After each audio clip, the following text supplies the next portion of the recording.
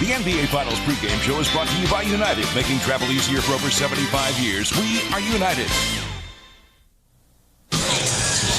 It is just past 6 p.m. here in Southern California. This capacity crowd of better than 19,000 is still filing in to Staples Center in Los Angeles as we get ready for Game 1 of the NBA Finals between the New Jersey Nets and the Los Angeles Lakers. Hi, everybody. I'm Marv Albert along with Bill Walton. Steve Snapper Jones not with us tonight. He is attending the graduation of his daughter, which means, Bill, you have even more time to talk tonight. Is that a promise, Marv? No. Let's start with the Lakers, who come off the sensational series against the Sacramento Kings in Sacramento on Sunday night. They were able to wind it up in Game 7 with Shaquille O'Neal and Kobe Bryant recapturing their dominant form in Game 6 and 7. And Marv, those two stars, they were truly magnificent in that Game 7. But in this series, the big unequalizer is Shaquille O'Neal. And the Shaq attack is in full form. Regularly throwing it down time and time again with whatever defensive strategy comes against him. Now, the last two games against Sacramento, what numbers? 38 points, 15 boards, tremendous field goal percentage, remarkable success at the free throw line. The first two games of the series, the last 2 years, in Game 1 of the NBA Finals, Shaq's numbers have even improved there. 40-plus points, 20 rebounds per game, and the regular accuracy at the free throw line. Now, the frightening burden of confronting Shaq falls on these guys, Todd McCullough, Jason Collins, and Aaron Williams. These guys have to defend without fouling. They have to rebound and run the floor, and they have to contribute on the offensive end as finishers. These guys are not playmakers. They cannot run and hide here. And Marv, the Lakers, they also have this other guy. He's named Kobe. He's pretty good, too. Keen observation. The Lakers' major concern is the man that Nets head coach Byron Scott has dubbed Mini Magic, a reference to new Hall of Famer Irvin Magic Johnson. And what a job by Jason. Just a quick update on some severe weather moving through the region this evening. A severe thunderstorm warning has now been issued for Cecil and Kent counties in northeastern Maryland and Newcastle County in northern Delaware. A severe thunderstorm moving through Cecil and Kent counties on the upper eastern shore. Possibility of torrential rain, large hail, damaging winds in Cecil and Kent counties on the upper eastern shore. That thunderstorm warning is in effect for those counties, Cecil and Kent counties, until 9:45. We also have that severe thunderstorm still tracking through Anne Arundel County, a very dangerous looking storm here, tracking through the Annapolis area down to Shadyside and Churchton. This storm system has shown some signs of rotation and possibly could produce damaging winds and large hail as it gets set to clear the Annapolis area, track across the Chesapeake and over onto the eastern shore. So severe thunderstorms moving through Cecil and Kent counties as well as Anne Arundel County. Stay tuned. We'll keep you updated. He has to breathe life and confidence into his guys, because if they don't believe the way Sacramento believed they could get it done, then New Jersey has no chance whatsoever. Marv, we have got a game. It's time to get going. All right, Bill, sky high as always. Basketball on his lap, getting the feel of what will take place. And coming up, it's Game 1 of the NBA Finals. The Nets are calling it Destiny versus Dynasty. For the Nets, it's their first trip to the Finals since joining the NBA back in 1976. The Lakers gunning for their third straight NBA title.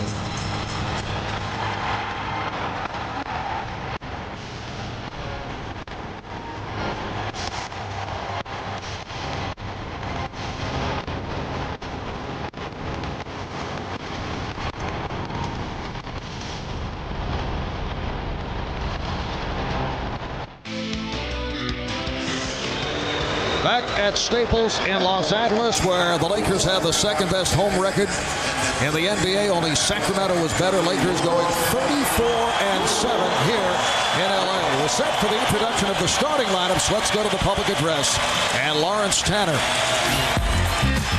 And now the starting lineup for the Eastern Conference champions, the New Jersey Nets. At one forward, number 6, second year out of Cincinnati, Kenyon Martin. The other forward is number 44, fifth campaign from Utah, Keith Van Horn. At one guard, number 5, eighth season from California, Jason Kidd. The other guard, number 36 year from Villanova,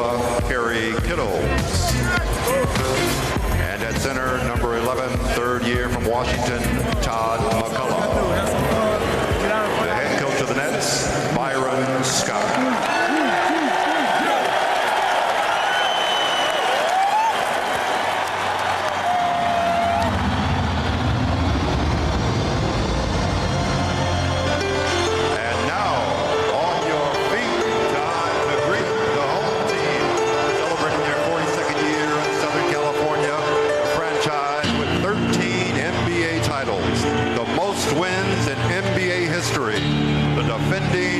Back-to-back NBA World Champions, your Los Angeles Lakers.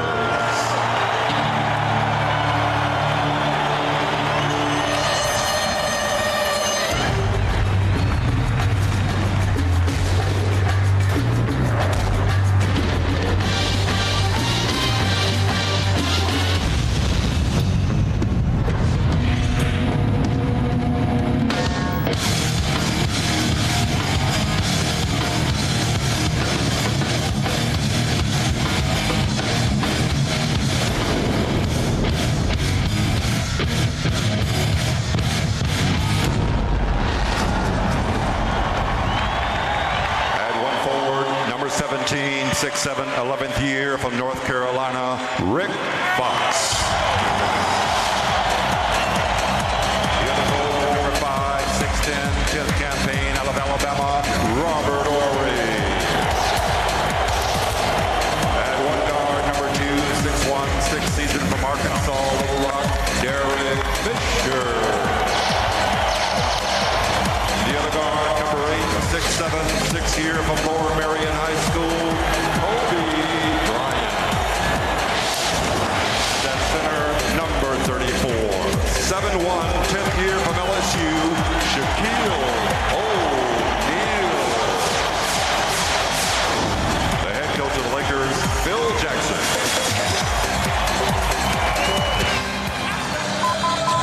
For this Lakers franchise, their 21st appearance in the NBA Finals as the LA Lakers. They go in for their 14th championship, including 5 in Minneapolis before moving to LA back in 1960. Once again, let's check in with Jim Gray.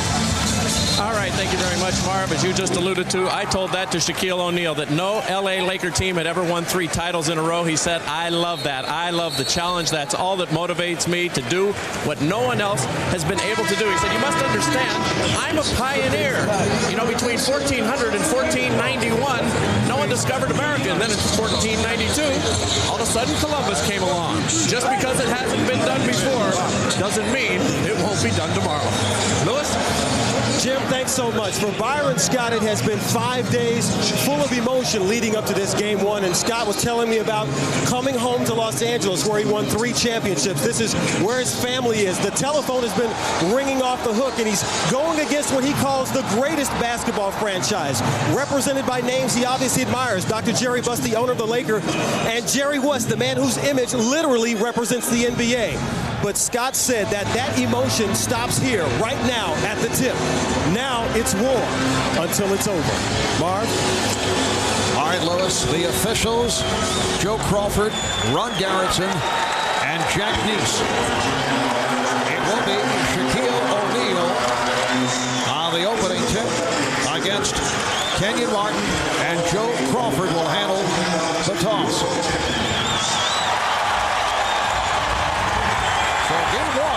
The NBA Finals is underway. The Lakers controlling the opening tip. Robert Horry being guarded at the start by Kenyon Martin. Shaquille O'Neal. They feed Shaq. And kept alive by Rick Fox. Here is Fisher, who has not been able to get going throughout this playoff run. 3-point shooting will be critical for Phil Jackson's Lakers. Kerry Kittles opening up. That was a 2-pointer, had the foot on the line. One of the things I love about the Nets is that Byron Scott's approach here is, hey, it's about tempo. It's about we're going to outrun the Lakers. You cannot beat Los Angeles and Shaquille O'Neal in a slow-down game.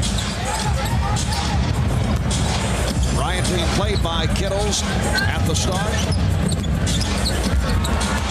See Kobe Kobe checking the clock. Good job by Kittles, but he was able to drill it. And that's what separates Kobe and Shaq from the rest of the league. Their ability to bail out a team that is up against a shot clock that is just standing dead, and they can come up with spectacular plays one after another. Kidd able to keep it alive. Open shot for Kenyon Martin. So the Nets have come out and hit a couple of jump shots. They have a 4-2 lead. One of the problems with the first-time team is they get overwhelmed by all the falderall that surrounds the NBA Finals here. New Jersey comes out, looks extremely sharp and supremely confident. Give Jason Kidd a lot of credit as well as that young man there, Byron Scott. Foul on Kenyon Martin.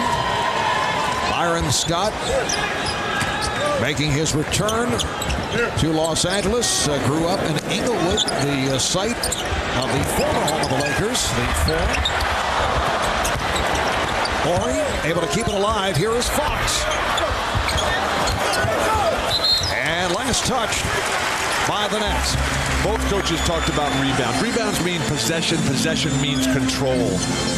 Neither team very sharp in that category in the opening minute 45. And the Lakers have started out only 1 for 5 from the field. Now Kenyon Martin switching off to Kobe Bryant. O'Neal getting position. Shaquille O'Neal going right at Todd McCullough. Todd McCullough, as everybody else, gives up size, gives up strength. What you can't do is give up that kind of possession. Horn with the steal and fouled by Van Horn. You know, Shaq was asked yesterday about Todd McCullough, and he called him, quote, respectable. Todd McCullough said, that's a huge compliment. Seemed very touched by that. Respectable. Called him a very solid player. Well, Todd only averaging 19 minutes a game during these playoffs. They used 3 guys in the middle there. Byron Scott will have to find somebody who can contribute in every aspect. Remember last year against the 76ers, Todd McCullough had but 1 excellent game. Here's Fisher open.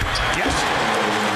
So the Lakers now lead by the score of 6-4. Careless turnovers. The Nets have already had 2 of them, and the Lakers have converted both times. Unacceptable at this level. Kenyon Martin being given the open shot, hit one a moment ago. Kenyon Martin has to run a give and go in that situation or a dribble handoff.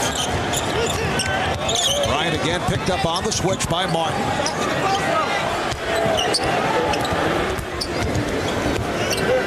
Shot clock down to 6. Bryant goes to the fadeaway.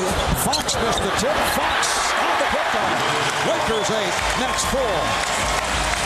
Every time the Lakers miss, they get their hands on the offensive rebound. Byron Scott, a quick time out here. They have to remedy that deficiency.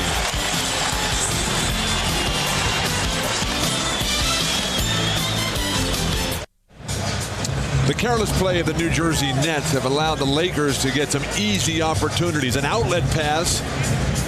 Maybe want to test Kenyon Martin for color blindness on that play there. But Derek Fisher able to deliver immediately. And then Rick Fox on the offensive glass.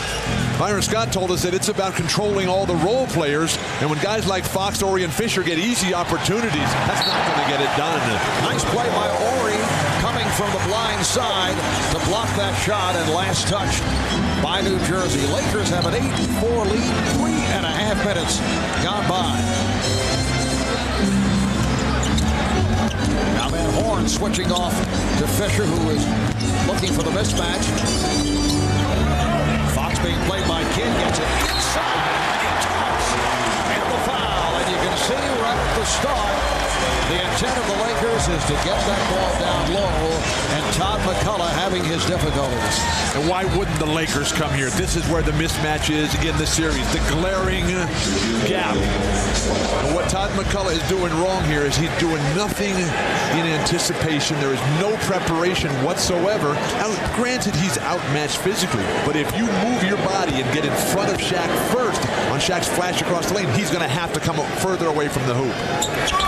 Shaq, who has been shooting his free throws so effectively, misses on the first. We're looking at 11 of 15 from the line in Game 7. Game 6, 13 of 17. They're just backing off Kenyon Martin on the perimeter. He's got any shot he wants out there. Kills from Martin, and the foul is called. Lakers in the midst of an 8-0 run. Foul picked up by Bryant. That is his first. So Kerry Kittles to the line. Kerry Kittles hit his first shot attempt. First 3 games against the Boston Celtics, he was 0 for 17 from three-point range. Really having his problems, but he's picked it up as of late. Kerry Kittles in the first 13 games of this year's playoffs, 40% field goal shooting. That won't get it done, and a nightmare from behind the arc. Picked it up, though, after they got ever so deep and ever so close to this ultimate stage. Lakers with a 10-6 lead. Lakers going 58-24 in the regular season. Finishing second in the Pacific. Bryant tries to get it down. No, it goes as Shaquille O'Neal comes through with his third field goal. He has 6 points. And what you don't want to see from New Jersey is them having to have Jason Kidd walk the ball up the floor. The switching every play, I think, is hurting New Jersey. You got to guard your own man. The Lakers are getting whatever they want. Kidd way off, rebounded by Horry. Dangerous pass by Fox. Could handle it on a deflection by Van Horn. If you're New Jersey here, everything going against you. The Lakers perfectly sharp. Get running. Try to get an open court game. The more opportunities, the better their chance. Once again, Kenyon Martin given the shot. That's his second field goal. Robert Horry is not within 15 feet of Kenyon Martin. Bryant going and Martin spinning his way. Making the spectacular look routine on a consistent basis. Here's Kittles for 3. McCullough able to keep it alive. Kidd shoots from downtown. Jason hasn't had any penetration and dish opportunities. No dribble handoff. Nothing in the open court. No defensive plays. Fisher for 3. The second by Horry. And one scoring for the Nets. Lakers with a 19-8 lead, looking very sharp with 6:18 remaining in the first. Carryover. Forced to play at the highest level in years because of Sacramento's brilliance and the challenge. And then Kobe Bryant just coming. This switch has been killing Byron Scott's Nets here. But when you have that kind of ability to come and finish with the left hand at 8 feet away, what can you do? The ball movement so sharp. Derek Fisher able to just toe it up. Too easy. Too many good looks. All Lakers early. What can New Jersey do about it?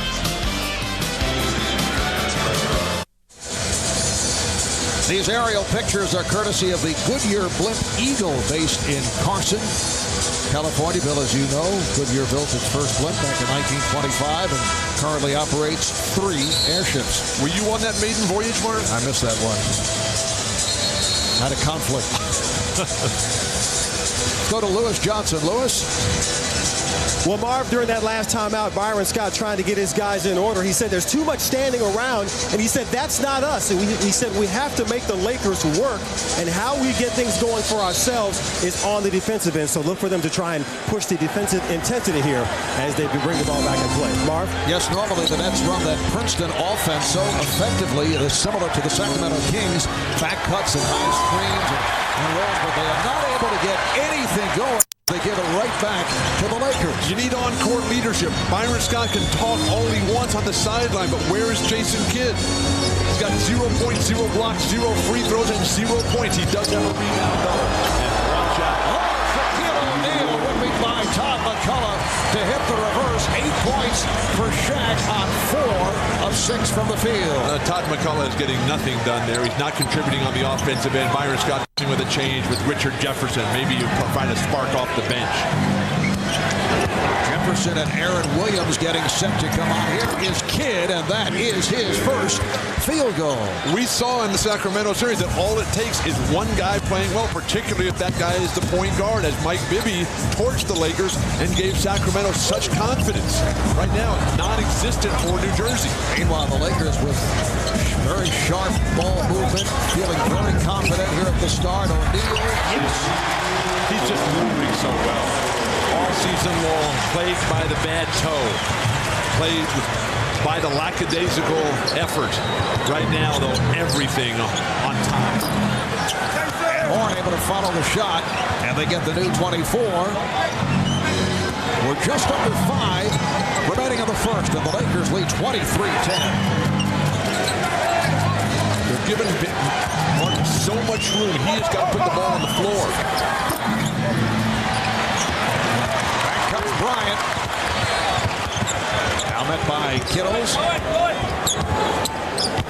Shaq rolling down low, but it goes back out to Fisher, who drives the lane. Hits the ropes.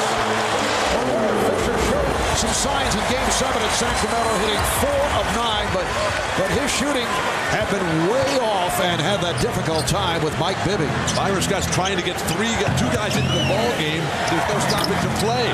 They might want to take a foul here by a Todd McCullough, because Byron Scott cannot afford to burn any more timeouts right now. They've got to get these new guys into the court. Meanwhile, Bill, the Lakers have hit 9 straight shots.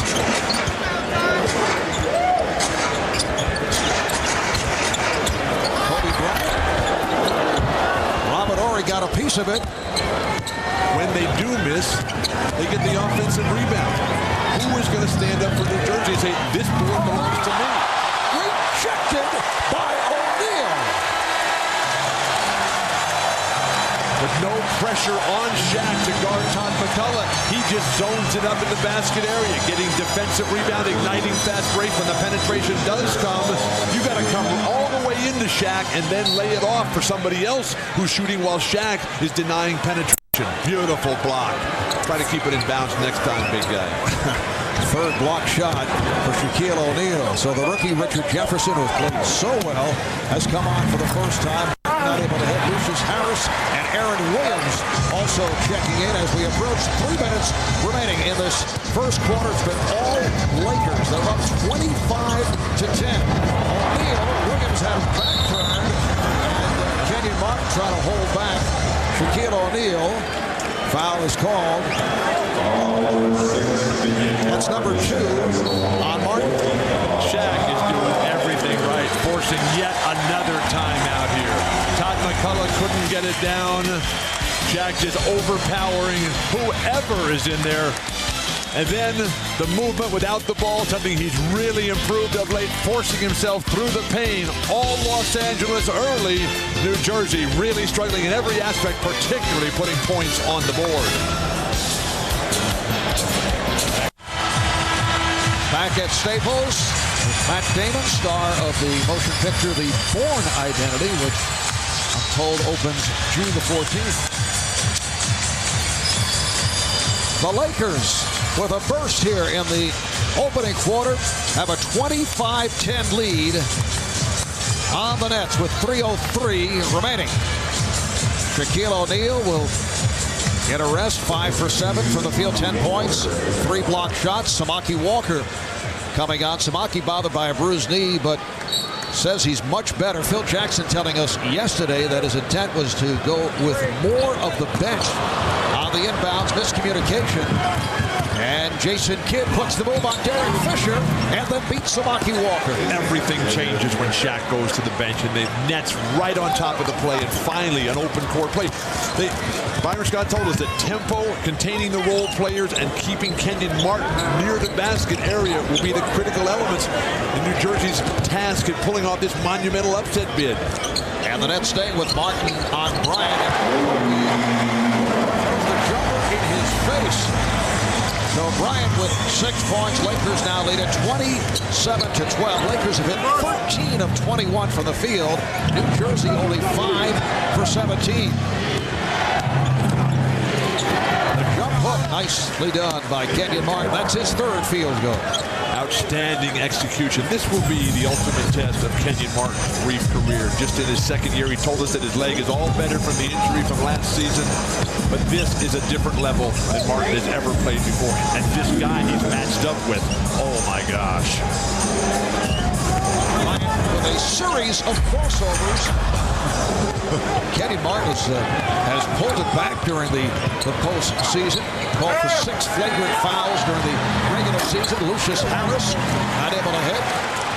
The last flagrant called on Kenyon was March 15th. He's gone, Bill, 33 games without a flagrant foul. He has realized that it's not about physical play in terms of crossing the line of what is accepted in terms of the fairness of treating your opponents with respect. One on the shot clock, so Bryant had to fire it up. Walker able to handle that rebound. Even the desperation bounces are going for Los Angeles. Walker not able to hit. Coming up on a minute remaining on the first. Here's the speed of Jason Kidd. Rejected by Walker. Kidd leads Bryant. Whipping by Bryant. He thought he was fouled. No call. Kidd with a beautiful move. Going behind the back on Fisher. Kobe raked across the head on that incredible reverse layup attempt. Couldn't believe there was no call. Horry switching off to Kidd. Kidd reversing himself, but not able to convert. And Jason's teammates are not moving in unison with him. Foul on Harris. Lucius Harris still playing with that protective gear, although he does not need it. Says he feels more comfortable with it. He was cleared to play without that mask a month ago. Just after suffering the broken bone between his eye and ear on the right side of his head. Says he shoots better with the protective gear. Whatever works. It makes no difference. Whatever makes the player comfortable. NBA.com is the place. Great photos throughout the finals, on the court and off, from action shots of the top plays to celebrities who are, as they say, loving it live. Log on to NBA.com to email your favorite photos to your friends. It's all at NBA.com. 35 seconds remaining on the first. Lakers lead 29-14. Too late to go for 2 for 1 here. Just get the best available at whatever time on the shot clock. Poked away from Martin. Kidd checking the clock. Martin off the double team. And rebounded by Devin George, who just checked in. Perfect give and go there. Jason Kidd had his man beat. Kenyon Martin just laying it right back for the short 14-foot jumper. Ouch. Final seconds of the first. Out of 3, 2. Fisher gets it away. So that is the end of the first quarter. The Lakers hearing it from this crowd. They lead the Nets 29-14. The Lakers 13 of 26 from the field. The Nets just 6 for 22. Shaquille O'Neal, the high man, with 10. Back with the second in a moment. Welcome back to the City of Angels. We're at Staples Center in Los Angeles moments ago. Magic Johnson acknowledged by this crowd. Magic named earlier today to the Basketball Hall of Fame. Also named Larry Brown, Lute Olson, head coach at Arizona. The late Drazen Petrovic, a star with the Nets after beginning his NBA career with Portland, and K.L., the head coach of women's basketball at North Carolina State. Let's go to Jim Gray with the new Hall of Famer. Sitting here in his customary front row seat as one of the co-owners of the Los Angeles Lakers. Magic, what was it like when you got that call from the Hall of Fame? I was excited, nervous. I just was going crazy with excitement. And I was happy not only for me, but my family, my mother and father, as well as my wife and my 3 kids. Magic, a guy like yourself, John Stockton, and now Jason Kidd. What enables guys like you to see the court so well? It seems like you see just about everything. It's something just in the 3 of us. We want to pass first, shoot second. We want to make our teammates better. And also we want to give our teammates a scoring pass. And that's the difference between the three of us, because we give you a pass that you can shoot right away or that you can score with right away. How much do you think that Byron Scott has helped Jason Kidd, having been a teammate of yours and now trying to apply what you did so well and help Jason? Well, Byron has told me, he talked to Jason about myself, and, you know, he didn't have to tell him too much because Jason had it in himself.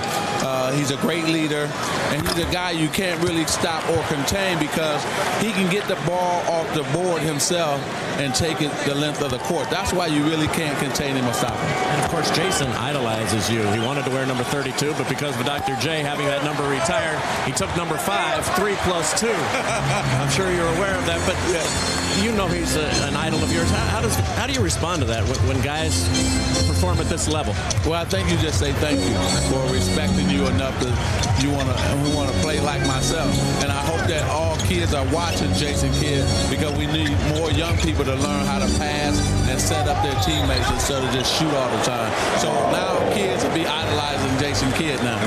Final thought. Is this a Laker dynasty? Should they win 3 in a row? Oh, no question about it. You know, anytime you get to win 3 championships in a row, that is a dynasty. All right, Magic. Congratulations to you on the Hall of Fame. And I want to thank NBC, Marv, Dick Enberg, Bill, and especially my boy, Dick Eversole, for all the wonderful times with NBC. Thank you all. All right, Magic, and we appreciate it. And, of course, you too, Jim Gray. Thank you for sneaking that in. I was just going to keep the microphone here long enough until that happened. I know it. Marv? Yes, and knowing Jim, that is accurate. A remarkable career. Irvin Magic Johnson, now a Hall of Famer.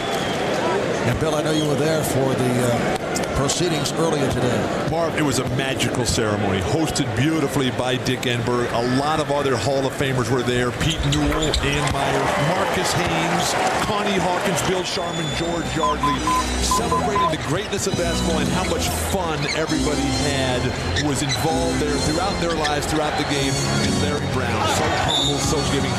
He was embarrassed about the attention brought his way. What a day it was downtown Los Angeles. Lindsey Hunter picks up the foul. Anthony Johnson has come on for Jason Kidd, so he's playing the point. He has Lucius Harris in the backcourt, Richard Jefferson, Keith Van Horn, and Aaron Williams up front. A 32-14 Laker lead. We're opening minute, second quarter. Nothing going right for New Jersey. They can't get in the open court. They're trying to extend their defensive pressure to try to get the game going up and down, but they're getting pounded on the boards. Is this a team that is rattled or just being severely outplayed? A combination of both, because this grandest of stage shrinks men, the greatest of men. But also, we've seen the Lakers have elevated their game, responding to the challenge that Sacramento gave them. Oh, nice block. Yeah, that's looking for a charging foul. Walker was able to hit on the foul. Lakers now lead 34-15. The Lakers have to be saying to themselves, although there's still a long way to go in this ball game, we are very happy to be out of Sacramento. It is a different story here in the first half. Even the 4 games that the Lakers won against the Kings, they all went down to the wire. And a traveling violation is called on Walker. New Jersey needs one guy to show that, look, I can play at this level. I can take this game away from Kobe and Shaq and the rest of the Lakers. Somebody who's going to come in and say, just give me the ball. I'll put some numbers on the board, and then we'll get going. Because right now there is no confidence on behalf of the entire net squad. And once again, Van Horn coming up short. And the Lakers are getting away with having Shaquille sit out for some time. They're using their bench, as Phil Jackson said he would. They have Hunter in there, George, Walker, along with Horry and Bryant. Hunter for 3. And Jefferson able to get to it. But how long do you leave Jason Kidd on the bench? Now, granted, Johnson is a quality player at the backup point guard, but Jason Kidd is your MVP candidate. He's got to be the guy that sets the tone. He hasn't done it yet. But when are you going to give him the chance, particularly with Shaq sitting on the bench right now for an extended period? Hunter going to the left hand. And back comes Anthony Johnson. missed their last 7 field goal attempts. Lindsey Hunter switching off to Keith Van Horn. And Van Horn with the shot. He is 0 for 3. That's a very difficult shot. You stand there. They're looking for the pass and then pull the trigger. You have no body momentum. The Lakers are backing off. You got to dribble at someone else's defender and then get a dribble handoff going. Lindsey Hunter able to get it off with Keith Van Horn flying at him. It's a 2-pointer. He had the foot on the line, and Byron Scott will talk it over. 8:52 remaining. First half. The Lakers 36. The Nets 15.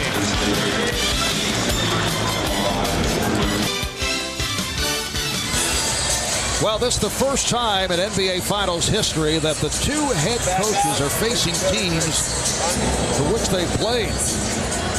Byron Scott, of course, a key member of the Laker title teams in 1985, 1987, and 1988, soaring through the air with those Showtime Lakers. And Phil Jackson, a member of the Nets for the 1979 and 1980 seasons, modeling the old Nets uniform proudly. And as you point out, not soaring through the air. Phil spent time as a player and assistant coach, also as a color commentator with the Nets as well. What a physique by Phil Jackson there. You look at their playing careers, the playoff games played, the championships won. Phil Jackson, of course, mentored by Red Holtzman. The defense for Los Angeles just so good, though. Byron Scott with vivid memories of that Game 1 1985 Finals Memorial Day Massacre. Celtics 148, Lakers 114. The Lakers came back to take that series. Van Horn with his first field goal. So the Lakers now lead 36-17. New Jersey had missed their previous 8 shots. And Jason Kidd still sitting on the bench. I mean, he can't be tired. When was their last game? Last Friday night? This is Wednesday, isn't it? Let me think of that. Yes, it is. Ryan Shaw has come on for the first time. Shaquille O'Neal back on the floor, getting right to it. 6 of 8 for 12 points. It has been too easy for Shaq as you think back to the series against Sacramento where they had him surrounded at all times. Aaron Williams. And the Lakers now lead 38-19. But Sacramento has the advantage of playing against the Lakers a ton of times, not only in the regular season, but the last 3 years in a row in the playoffs. So they have gotten a sense of what to do, what it's like to play against the big man who throws it down one more time. Shaq has hit his last 7 shots. He has 14 points, and the Lakers lead it 40-19.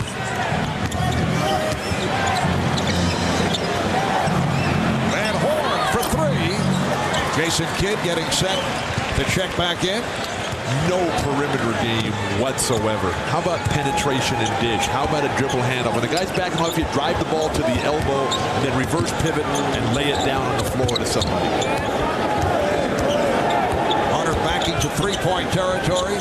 Here's George for 3. And Hunter able to scoop it up. They have the new shot clock. Phil Jackson now has Hunter and Shaw in the backcourt. O'Neal up front with George and Medvedenko. Shaq. 16 points. He's hit his last 8. He is just rolling in every aspect of the game. The defense, the rebounding, the block shots, and then on the offensive end, the touch, the repertoire. Just outstanding. And Joe Crawford indicating a foul on Lindsey Hunter. That's his second. We're seeing no lingering effects from the sore toe that has plagued Shaq all year. The flash in, the movement without the ball, the execution, the flawless footwork, the power, the combination with the finesse, the touch going both directions, whether it's a jump hook or the turnaround jumper. What are you going to do defensively? McCullough, who just checked back in, coming up with his first field goal. And Shaquille O'Neal seems to have the elevation and his energy back, coming through with those terrific performances. Games 6 and 7 against the Kings. He is back to his usual dominating self. Good play, though, by McCullough. Kidd pulled pulls it up. That's a 2. Had the foot on the line. He was trying to move back an inch or 2, but Joe Crawford was right on it. And the Lakers now lead 42-23. 6 minutes remaining in this first half. Now the Nets have to build on a play like that, but not just count on Shaq dropping the ball and turning it over. It is waved off. 3-second violation. Timeout taken. It has been all Lakers in this first half.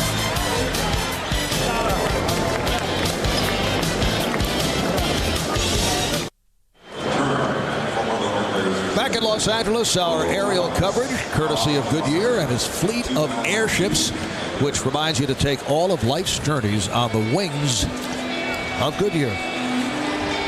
On a Hall of Fame day in Los Angeles, Shaquille O'Neal has shown what it means to be the MVP, to be a great player, setting the tone and dictating the terms of the conflict, moving beautifully and gracefully without the ball, throwing it down time and time again, moving and thinking as one with his teammate Kobe Bryant, defensively sending it all back, denying every turn for New Jersey, and then torturing Todd McCullough time and time again inside. So many green shots in the paint. New Jersey has got to do something to force Shaq to get outside of the lane. Shaquille O'Neal 8 for 10, 16 points. He's hit his last 8 shots. He missed 2, and he's hit 8 in a row. Let's check in with Lewis Johnson. Lewis? Hey, Marv, for the Nets, their defensive plans against Shaq. Well, there's no shame in their game. It's defense by committee. They're centers and they're forward here and there. And I talked to Todd McCullough before the game, and he said between himself, Aaron Williams, and Jason Collins, they'll use their 18 fouls that they have to give to try and slow Shaq down. You know, I asked Jason Collins if his twin brother, Jaren, who's a rookie with Utah, would be here tonight. He said yes. And if they could sub him against Shaq, they would try that too. Pick up some more fouls to give. Richard Jefferson. Nice move. The rookie from Arizona. We were talking yesterday with Byron Scott. He said, we're not going to stop Shaq and Kobe, but we must contain everyone else. And the get-go with the tip. Scott feels that the Nets can win if they hold Shaq and Kobe to a combined, he gave us a number, 55 points. That could be obliterated in his first half. And Todd McCullough with his second field goal. Lakers 44, Nets 27. Nobody has shown since Phil Jackson showed up that you can beat Los Angeles, but I don't believe you can win with the strategy of fouling. You have to come with something where you play defense and force Shaq to take difficult shots, much more difficult than the one he's had here today. He's just rolling right by.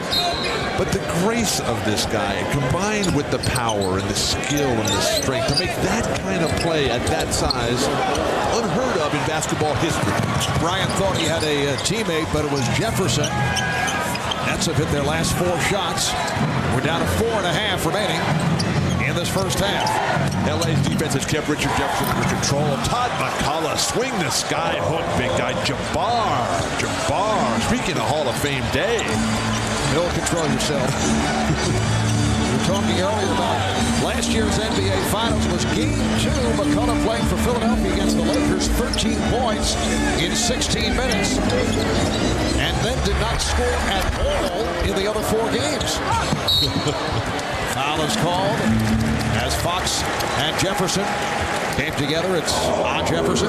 Todd McCullough calling for the ball here. And I got Shaquille O'Neal.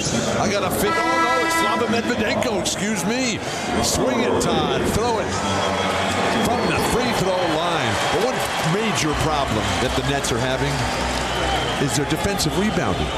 I mean, guys like Kenyon Martin and Kerry Kittles and Richard Jefferson and Jason Kidd, they've got to just pound that on the rare opportunities that the Lakers do miss. Block shot. Fox on a quick release, rejected. Robert Horry is back, coming out for Slava Medvedenko. And Kittles lost his balance, and the ball was knocked out of bounds. Last touch by Kittles. And it's Brian Shaw quickly putting the ball in play. Nets caught on their heels again. Bryant struck. Here comes Kidd, chased by Fox. And and a beautiful recovery by Kidd to get it to Kittle. Transition defense. Phil Jackson has worked so hard on this. They had to do that against Sacramento. Been very few fast break opportunities for New Jersey because they can't rebound. They can't dig it out defensively. Lakers have led by as many as 23. McCullough on that foul. So the Nets have cut into that lead. Finally an open court opportunity for Jason Kidd, but tough spacing. When there's just one guy back, you got to take the ball down from the side. Fortunately, Kerry Kittles comes right in behind Jason Kidd. Jason able to lay it off, and then the strong finish by Kittles. You get the idea that the Lakers are very relaxed as they exhale coming off the tense moments, very anxious time against the Sacramento Kings. That lead is now down to 13, but they seem to have everything very much under control. Shot clock is at 3. Here's Fox. Yes.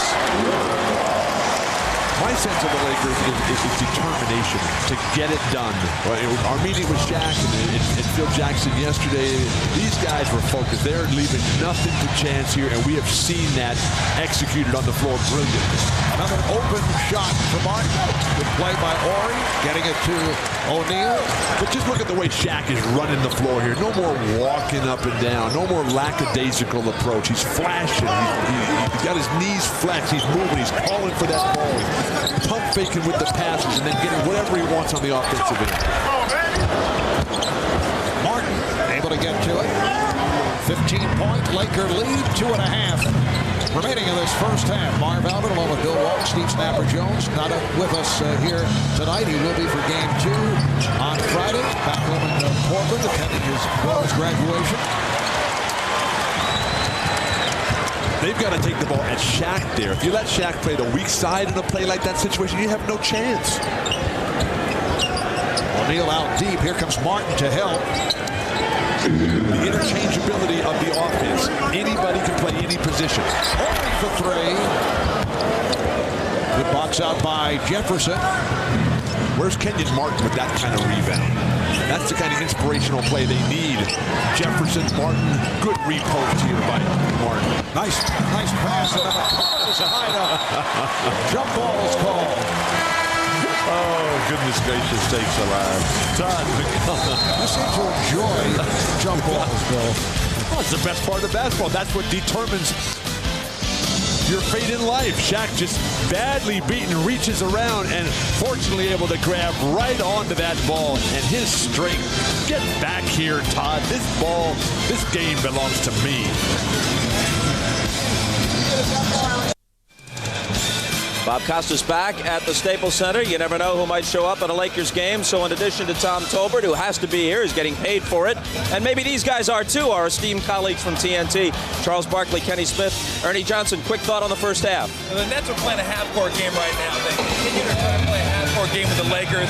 They might as well stay here and just hang out at the beach because they can't win. Charles. Main thing, they got the deer in the headlight syndrome. They're real nervous and real tense. They got to settle down and relax. The one thing you have to do is get Shaq away from the basket. Pick and roll will be effective, something New Jersey does not like to do. And I think the Lakers have actually taken their own crowd out of this game by building up such a big lead. They're trying to get them fired up in the last minute and a half. All 4 of these guys will all be here. I guess I make 5 for the Verizon Wireless at the half. That's coming up in just a few minutes. Right now back to Marv and Bill.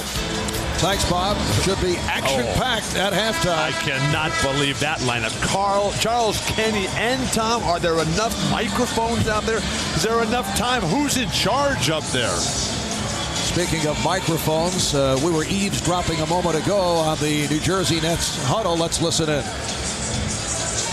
Just got to box out, guys. They're killing us on the board. We know if we rebound with anybody, we got a good chance to win the game. So we got to give these guys one shot. We can't allow them to get 2 or 3 shots. Okay? And then we can get into our running game. All right? Chip away at it, guys. You know how we played the last time we were down 20 to these guys and came back. Okay? So let's stay in there. Just chip away. Okay? Let's go. Stay aggressive, guys. Stay aggressive. Nets head coach Byron Scott trying to rally his his team. Here's the jump controlled by the Lakers. Possession by possession. Just play it one at a time, but they are getting pounded on the boards. Minus 12 overall, and they have been doubled up on the offensive glass. Will somebody please get one rebound, get in the air, and let's get it going, New Jersey. O'Neal. Another offensive rebound. And a loose ball foul. It's on the Lakers. Kobe Bryant arguing the call. That's his second. Whenever you're playing against Shaq or a great player in the post, is that you have got to have tremendous play from your power forward to dominate the boards on the weak side. That's Kenyon Martin, Van Horn when he's in there, Richard Jefferson. Lakers over the limit. Martin only a 68% free throw shooter during the regular season. Well, we'll be back Friday night, 9 o'clock Eastern Time, 6 Pacific, to bring you Game 2 of the NBA Finals. That'll be from Staples, right here in Los Angeles. Kenyon Martin missing on both, so the Nets 3 of 8 from the line. And we talked about Martin having to do the job on the boards. He only has 3 rebounds. That will not be nearly enough. Come on, Kenyon. This is the NBA Finals. What you live for. Fox passing on the 3 and takes it to the by Mark. Kenyon's had a very difficult first half at both ends. Very difficult for a player like Kenyon Martin, who has spent his whole career being bigger and stronger and physically intimidating against his opponents. This game is being played and will be won ultimately at the mental level. Here's Kidd shooting the 3. Jason Kidd in the postseason coming into tonight, 11 of 70 from downtown. That's 16%. It was 32% from three-point land in the regular season. 1 of 2 tonight. Bryant for 3. Kobe now 3 for 10 from the field. Everything defensively from New Jersey has been reactive. They are not doing anything to force the Lakers out of what they want. Down to 10 seconds remaining in the half, and Byron Scott has to be very pleased cutting into the 23-point lead. Nice play. McCollum block. Here's Kidd. Just did beat the shot clock. Fisher. Able to get it off. Halftime in Los Angeles.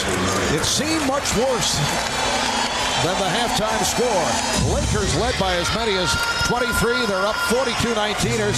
Derek Fisher doing well to get it off and was right on target. But the Nets close out the second quarter with a 17-8 advantage, and they are down by 12. How about this number? Lakers out-rebound the Nets in the first half, 31-19. I'll go to Jim Gray with Derek Fisher. All right, thank you very much, Marv. He's gone from Damon Stoudemire to Tony Parker to Mike Bibby, now Jason Kidd. Are you fairly pleased that you've been able to slow him down somewhat here in the first half? Well, he got some buckets late in this quarter, and they finished the quarter 17-8 run, and it's a 12-point game now, so we can't relax anyway. How disappointed are you that you've let these guys back into the game after being so easy and in control here for the first quarter and 6 minutes? Yeah, we should be extremely disappointed. You know, we knew that coming out it'd be a little different for them as far as their experience. We were able to take advantage of that early, but it seems that they're getting comfortable, and we have to step up and take control of this game again. All right, Derek, good luck in the second half. Thank you. All right, Marv, back to you. Thank you, Jim. Shaquille O'Neal, the high point man, with 16, 8 of 13 from the field. Jason Kidd leading the Nets with 11. Coming up, Verizon Wireless at the half. Bob Costas and Tom Tolbert will be joined by Ernie Johnson, Kenny Smith, and Charles Barkley. It's all coming up momentarily. At halftime here in L.A., Lakers 48, Nets 36. You're watching the NBA Finals on NBC.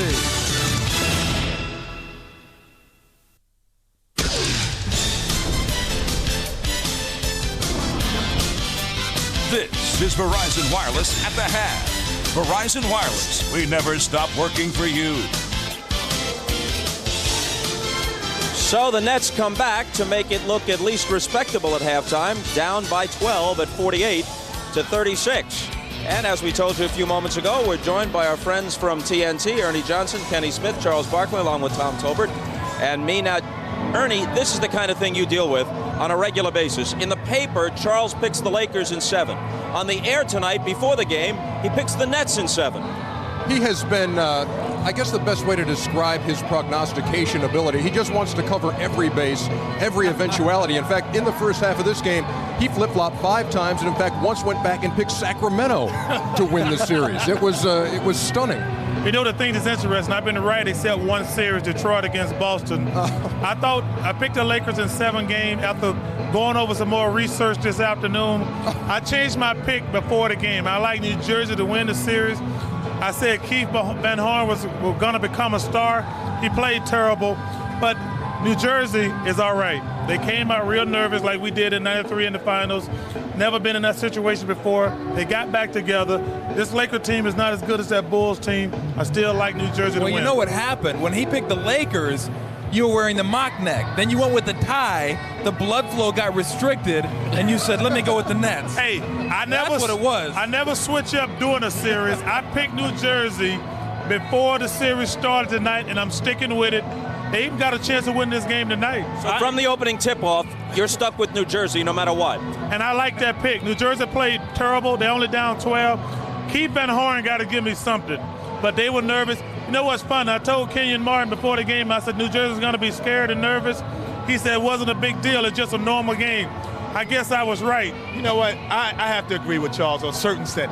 He does flip-flop a lot, but he does stick with one team once he does go with them when the game starts, when they tip it off. So he gets everyone confused, and then he comes back to reality. But one of the things I saw tonight, which was so different for New Jersey, and it's a different series for them. They're not accustomed to having someone like Shaq in the middle, and Jason Kidd in the last series was able to drive in. And I thought Sacramento, Mike Bibby was able to drive in because of Vlade Divac and Chris Webber. They moved him away from the basket. This series, Todd McCullough stays underneath. He's not a jump shooter. Shaq's going to get a lot of rejections. You mean getting by your man and facing Shaq is different than getting by your man and running into Tony Batiste? No question, especially when Shaq is staying under the basket. Who knew?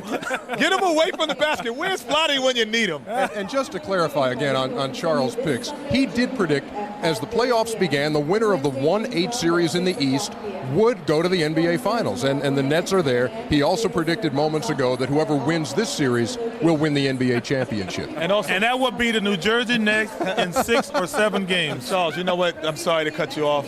We are esteemed tonight. We know we have Emmy bookends tonight. Did you realize that, Tom? These are Emmy bookends right here. How expensive are these bookends we have? Do you also remember you were the 2 best ball-headed guys in the looking world? Right, me and Tom. Oh, my God. We're the tallest, best-looking reporters on television. Let me see like you do me. Let me see. Nope, ugly still stays. That's right. Being a bookend on this set has nothing to do with Emmy credentials. You just have to have hair. You know what? That's what balances the shot. I still do a little bit. Hanging in there. You better get that in a hurry because he won't have much longer. Whether you like it or not, we're going to commercial. And you know what, Charles? You're so demanding. You say Keith Van Horn's got to give you more. 1 for 6 and 2 points isn't enough. What do you want out of the guy? Back with more from Los Angeles on the Verizon Wireless at the half after this.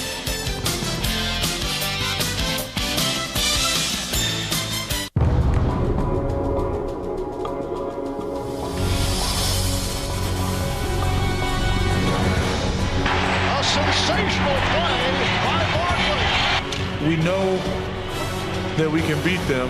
Barkley on the intercept. Charles Barkley with the interception. Here's Paxson for 3. Yes! The Chicago Bulls have won 3 straight NBA championships.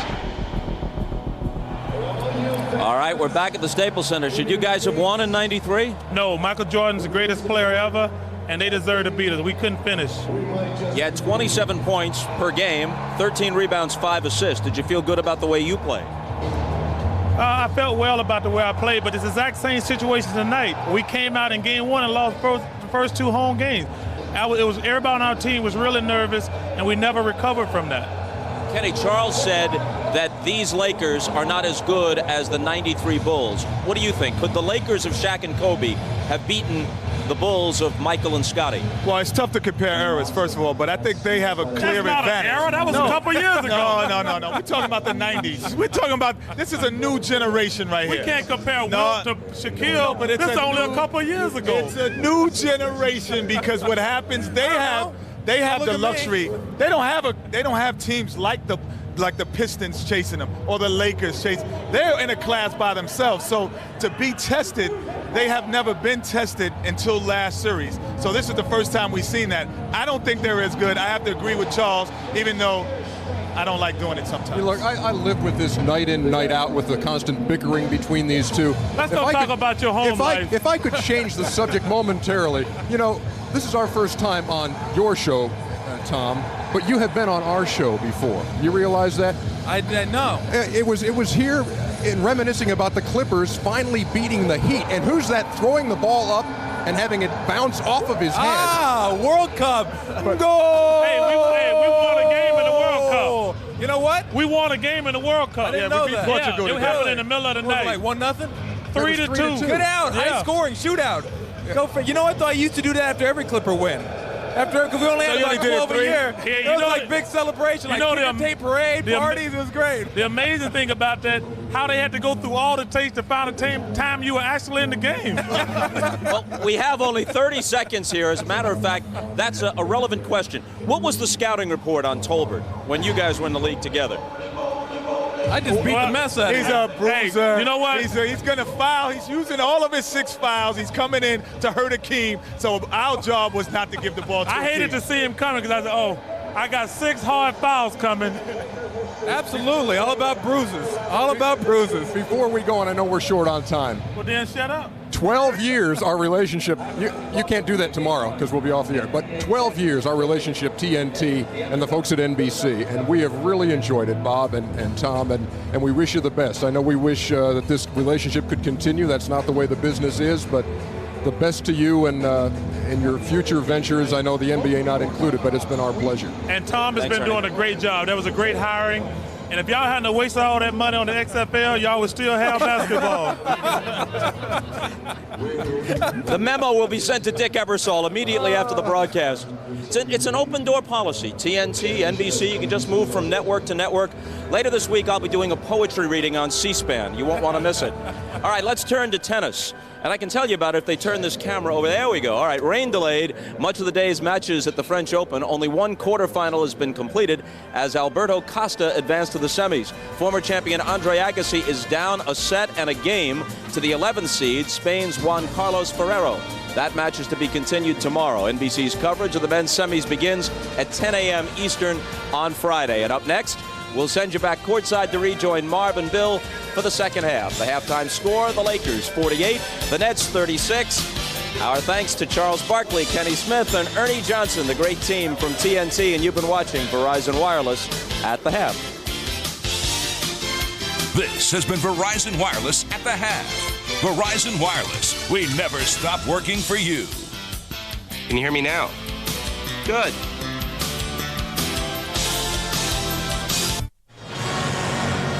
Beautiful night here in Los Angeles as we welcome you back. Marv Albert with Bill Walton. Lakers in this game one of the NBA Finals with a 12-point lead over the Nets at halftime. Could have been much worse. Nets were down at one stretch by 23. A 17-6 run to conclude matters in the second quarter brought them back. But Shaquille O'Neal has been unstoppable. Bill, at one point, he hit 8 straight from the field, 8 for 13 overall, 16 points in the first half. Marv, Shaq is the difference. He is the gap. He is the unequalizer. The list is endless, as was his dominance. At the top of the game, we talked about Shaq in game ones in his finals history. Well, he has continued that with fabulous play in every aspect, every category, and he has 0 fouls. The Nets playing so unaggressively. They have not attacked this guy at all. They have done nothing. They have not shot the ball well. Their three-point shooting has been atrocious. They are not getting to the line. When they do, they're not making them. They're not rebounding. They are not attacking in the paint. They are not getting it done. Jason Kidd, his numbers were average, but everybody else, they were completely out of it. They have a lot to show here in this second half, the New Jersey Nets. However, the Nets able to cut into that 23-point lead. They're now down by 12. We'll be right back.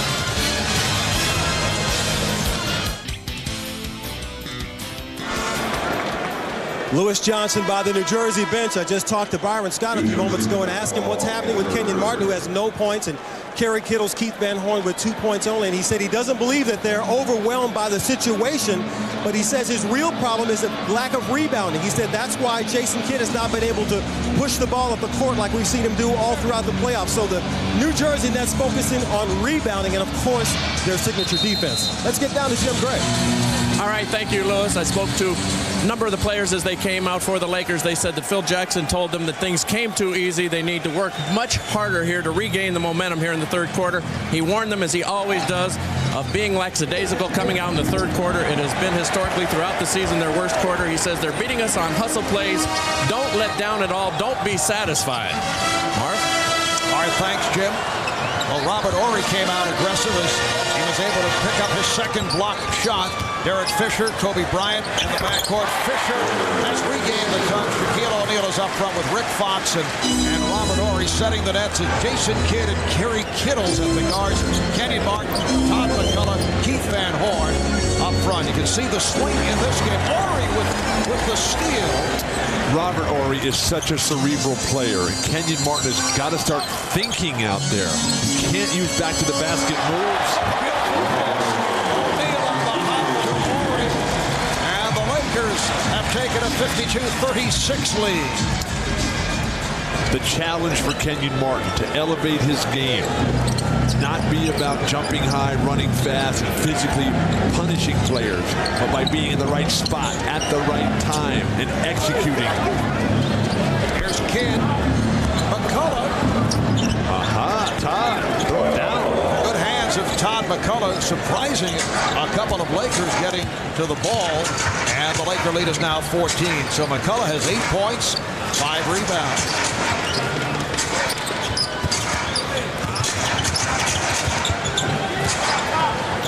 Shot clock down to 6. Fisher to O'Neal. Saw Shaq had position, but not able to hit. A little bit out of sync offensively that time. Nice push of the ball. Can Van Horn finish? Finally. The guy only had 2 points on 1 for 6 shooting before that fortuitous shot. Well, Van Horn hitting the 3, and now the crowd becoming interested. As the Nets have moved within 11, they've trailed by as many as 23. O'Neal squeezing his way, and he is fouled. Recall the Nets blew a 26-point lead in the Eastern Conference Finals, down by as many as 21. In the fourth quarter, the Celtics able to come back. Nets went 52 and 30 during the regular season. Best record in the East, 52 wins, the most in the history of the franchise. In the playoffs, they beat Indiana 3-2 in a grueling first-round series, then knocked off Charlotte in 5 in the conference semifinals, and then beat the Celtics in 6 in the Eastern Conference Final Series. Even that doesn't go right for New Jersey as they finally get Shaq to miss a free throw. Lane violation. But everything about New Jersey this year, Marv, has been the best in franchise history. Tom McCullough called on the violation, and the Nets have made the playoffs for the first time since back in the 97-98 season. In fact, though, the Nets are the first team since the playoffs expanded to 16 teams in 83-84 to reach the finals one season after failing to make the playoffs. Keith Van Horn with his second straight 3, and the Laker lead is now 10. Starting to take matters into his own hand, Van Horn. Now you got to get the same from Kerry Kittles. With the step and the facial. Oh my gosh. Throw it down, Kobe. Throw it down. Lakers 56, the Nets 44. We played 3 minutes in the third. Van Horn trying to shake off Fox, threw it away. Kobe Bryant in the open floor, looking at Todd McCullough. McCullough is slow to move to the ball. He's slow to get off the floor. And when that is the case, you are going to get posterized time and time again. You got to come out and attack the guy who's coming at you. Bryant stopped by Kittle. Nice play by Kerry Kittles and last touched by Kobe Bryant. That last turnover by Keith Van Horn, he has to drive the ball not at his man, but at Jason Kidd's man. That is what's going to create the double team. That's what's going to create the opening for someone. And Horn with a hot hand, so they set him up again. McCullough keeps it alive.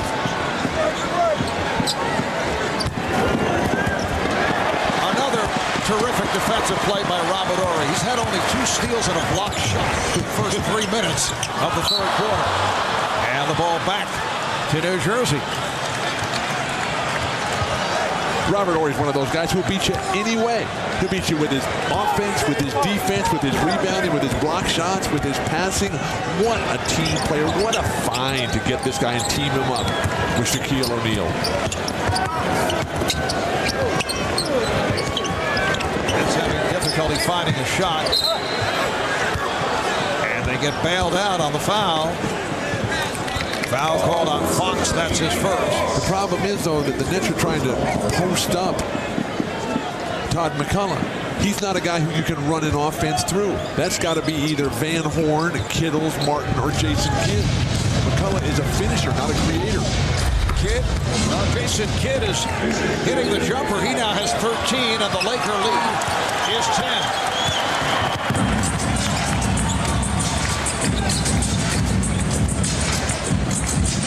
Now Fisher played on a switch by Martin. Nice play by Kidd. The Nets much more aggressive coming out here in the second half. Foul is called on Fox. Remember when Charles Barkley was talking about the deer in the headlights syndrome? That Byron Scott denied to Lewis Johnson, but this is a different team we're seeing here in the second half. Jason Kidd, Van Horn, and come out and said, you know what? We stunk it up in the first half. This is the real New Jersey Net team. Well, the Nets came out so passive in that first half.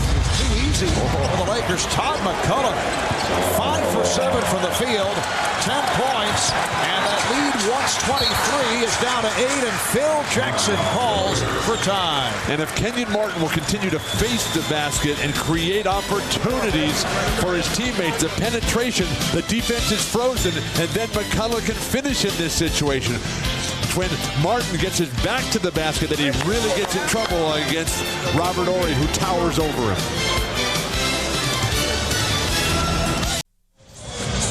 High above, the Goodyear Blimp Eagle has been providing these aerial pictures. 2002 marks the 104th anniversary of Goodyear and the 77th for their blimp fleet.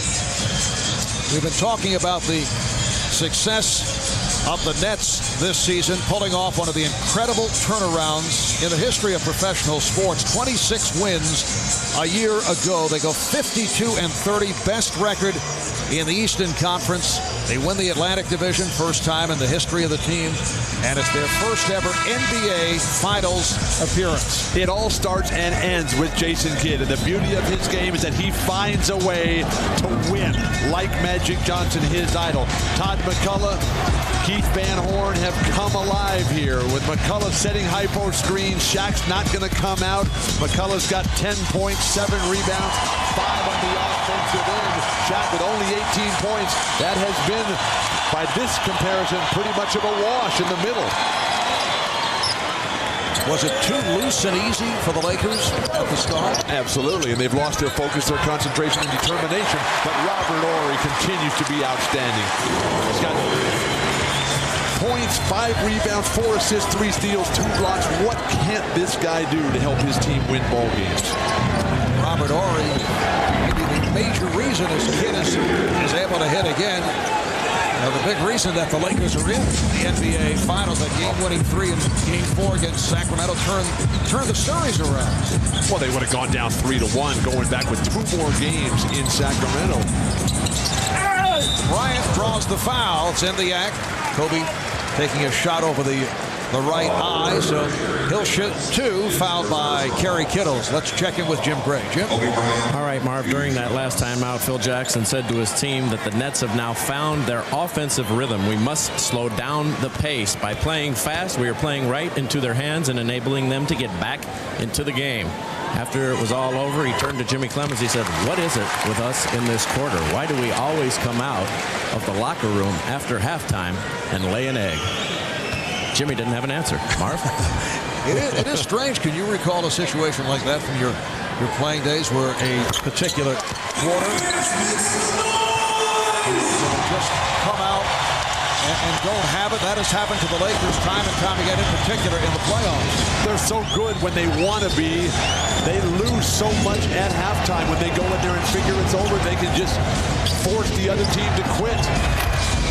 Martin not able to hit. Horry on the rebound as we come up on 6 minutes remaining. Third quarter. Lakers up by 10. And a 3-second violation called on O'Neal for the second time tonight. Shaq has been a no-show here in the third quarter.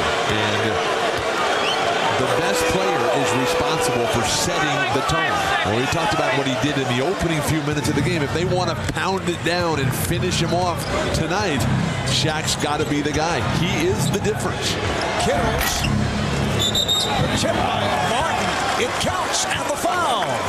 The best play of the game so far for Kenyon Martin. Maybe this will be a springboard for him to come alive, because this guy does have talent. When matched up against Robert Horry, so very difficult. That time with a great position, Horry grabbing him, holding him, the concentration and focused determination of Kenyon Martin coming through. Kenyon had a very difficult first half, but he has had it at the defensive end during the postseason. Did an excellent job defensively. You recall on Jermaine O'Neal of the Pacers in the first round. So the Nets are now within 7 after trailing by as many as 23. Fox, O'Neal, McCullough got a piece of it. And Shaq has missed his last 5 shots. Beautiful ball movement, New Jersey. Kittles for 3. The Nets are within 4. Wow. Shaq is playing with his arms down. A forced shot by Kobe. And last touch by New Jersey. It's a night and day performance for Shaquille O'Neal. That was a lob pass by Kobe. He was looking for one of those Game 7 throwdowns, and they come right back to it. O'Neal with his first field goal of the third quarter. The Lakers lead 62-56. This crowd is back into it for the first time since the players introduction. The sense of uncertainty. So strange here where the fans just figure they're going to win everything. And Horn for 3. Well, there were many anxious moments here at home during the series against the Kings, who extended the Lakers to 7. Here's Bryant, 1 for his last 8, but draws the foul. So Kobe will go to the line. The Nets with their third team foul. It's on Van Horn. That is 3 on Keith Van Horn. The beauty of the continuity of the triangle offense by Tex Winter. We're so sad that Tex Winter did not make it to the Hall of Fame today, but the ability of this guy to get the players to realize that you got to keep moving, and when you don't have it, that's when you're most dangerous and most effective. What a genius Tex Winter is, and how unfortunate and sad ultimately. Well, I think it'll happen. When? For Tex? I know that he was disappointed that he did not get the phone call, but Lakers now lead 64-56 with 4:25 remaining in the third. Martin. Rebound McCullough, and he is fouled. Todd McCullough has done a very strong job in this third quarter. And he's realizing he's finding a way to make contributions. He's never going to be able to go head-to-head, but with Martin playing better and attacking the rim, you see Shaq having to get in the air to deny that. And as you come down that lane, you see the big guy coming, just put it up over the top. And then Todd McCullough has to come and make it happen. He has 6 offensive rebounds tonight alone. Foul called on Fox, his third. McCullough, a 67% free throw shooter. Todd in his third NBA season out of the University of Washington. Signed as a free agent after the 2 years with the Philadelphia 76ers. Lakers up by 8 points. Coming up on 4 minutes remaining in this third quarter. I like the trap in the backcourt. This forces it. Oh, they're going to call that off Jason Kidd. Ronnie Garrettson right on top of it, but the trap in the backcourt takes the ball out of Kobe's hands. Fisher has not been attacking with his normal proficiency here. Horry with the rainbow three. Now opportunities on the run because of improved rebounding by Martin and Van Horn.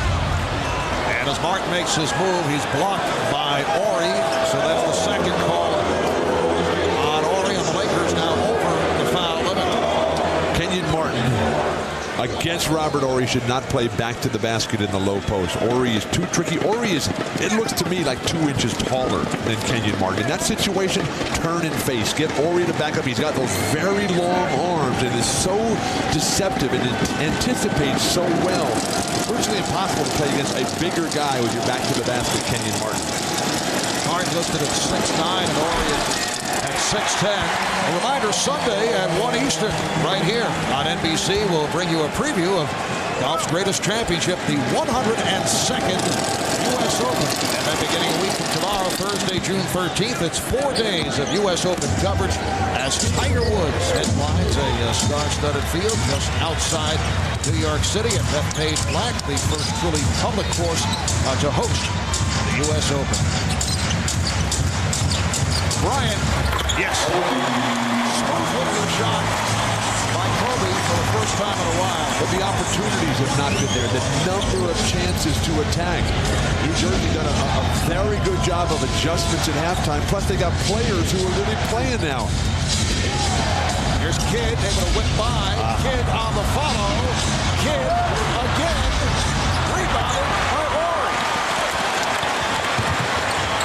Fox is trying to alley-oop with O'Neal, but it went in, and Shaq is called for offensive interference. Would this have gone in if Shaq hadn't have touched it?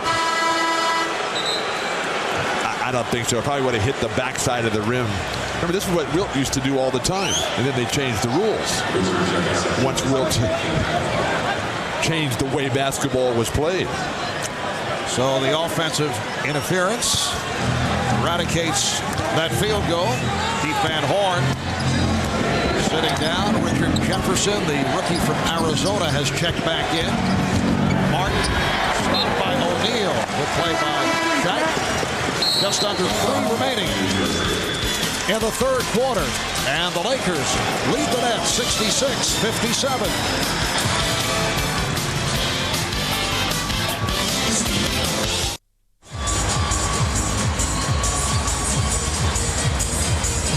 Back at Staples in Los Angeles, Marv Albert with Bill Walton. The Nets turning things in this third quarter. The Lakers with a 66-57 lead. Lakers have led by as many as 23, but sparked by Jason Kidd. Different story here. Leadership, finding a way, figuring it all out. Jason Kidd comes out after an average first half, realizes he's got to pick it up. The passing, the shooting, the offensive rebound, something he's noted for, changing the tempo. Deciding, look, this is what we got, poking the ball away, getting his team into transition. That's what MVP candidates do. Now can he turn the entire tide? He's got him back in this thing. 0 turnovers is critical. But now they got to make that final hurdle and put that seed of doubt in the minds of the Lakers and their fans. Well, the Nets able to get as close as 4 points just moments ago. Shot clock to 3. And last touch by the Lakers. A lot of Nets are playing better in this half. McCullough's playing strong. Kidd, Martin, Van Horn. Where's Richard Jefferson? Where's Kerry Kittle? These guys have got to come on. You have to have everybody playing well if you're going to win as the visitor in this building. It's a Nets team that came out looking very tight, rattled in the first half, but they've been able to calm down. Kenyon Martin, rebounded by Shaquille O'Neal. That is a rebound. And that's why you have to attack Shaq with the ball. Kobe Bryant has missed 8 of his last 10. Shaquille O'Neal has missed 5 of his last 6. Shaq with a nice fake and draws the foul. So McCullough collects his 3rd. Beautiful. Everything right for Shaq. Flash from the weak side. Get the great position. Little ball fake. What is your theory? How you're going to score? Determine your own fate. Fake one way, come back the other, and get in the air. There is nothing anybody, including Todd McCullough, can do about that. Shaq 2 for 3 from the line. Did get a break, receiving a do-over earlier on a lane violation. Aaron Williams and Lucius Harris now checking back in, replacing Kerry Kittles. Todd McCullough. McCullough with 10 points and 8 rebounds. Well, the bench, which is, I think, an edge for New Jersey in this series, they didn't give him much in the first half. Total of only 5 points off that bench. What is going on with Shaq at the foul line? We have reached the point where we're saying, remember when Shaq used to miss free throws? He'll be shooting the technicals next. Yeah. Strong move to the rim by Kenyon Martin. Lakers 68, Nets 59. You talk about finding your game at halftime. Whatever Byron Scott did in that locker room in terms of making these guys believe they could get it done, that has worked beautifully. Fox not able to handle that handoff. Jefferson taking the one-hop pass from Kidd. And a foul is called. Joe Crawford, the outside official, pointing at Derek Fisher. Lakers have it over the foul limit, and Lucius Harris will go to the line. Transition defense, always a critical element in playing against a fast-breaking team. Kobe does the right thing, forcing Jefferson to double clutch. Not much contact right there, but they're going to send Richard Jefferson to the line, where New Jersey really struggled. Oh, Lucius Harris at the line. Not on the shot, on the away from the ball. Nets are now 6 of 14 at the line. Lucius Harris, one of many members of the Nets to grow up in either the Los Angeles area, state of California. He attended Long Beach State. It's really a West Coast team. The coach, Byron Scott, from LA, Arizona State, a Pac-10 team. So many guys from out here in that conference. Samaki Walker not able to handle the pass. Samaki back on the floor, replacing Shaquille O'Neal. There you see the California / Pac-10 Nets. But you've got Jason Collins, Lucius Harris from Los Angeles, Richard Jefferson, born in L.A., went to University of Arizona, where his coach went to the Hall of Fame today. Oh, it counts, and the foul! A gorgeous shot by Jason Kidd. And he is headed to the line. The foul on Samaki Walker. The crowd is stunned. It was so easy in the first half, and now it has been all New Jersey. That turnaround, truly remarkable, and Jason Kidd leading the charge. What a three-point play. Ryan Shaw, who grew up in the Bay Area, remembers watching Jason Kidd back in the 4th grade. Kidd able to get to that loose ball, and then he is stripped. Remembers watching him playing CYO basketball. Bryant said seeing Jason play, it was the first time he'd seen a guy that is faster with the ball than he is, and he said when he's just running straight ahead without it. Magic Johnson was that way. Bob Cousy was that way. I saw Jason Kidd play when he was in 8th grade, and he already had that. Aaron Williams on the foul, and Kobe Bryant to the line. Let's go to Jim Gray. Marv, just to add what you guys are talking about, yesterday it was pretty interesting when Shaquille O'Neal told us, if you think that Michael Bibby was fast, Jason Kidd is 5 times faster. We had trouble with Bibby. I don't know how we're going to stop this guy. Marv?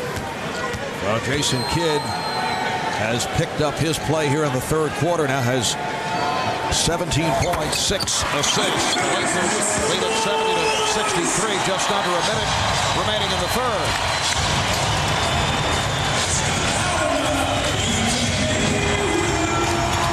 Once again, Kenyon Martin given the room. Aaron Williams.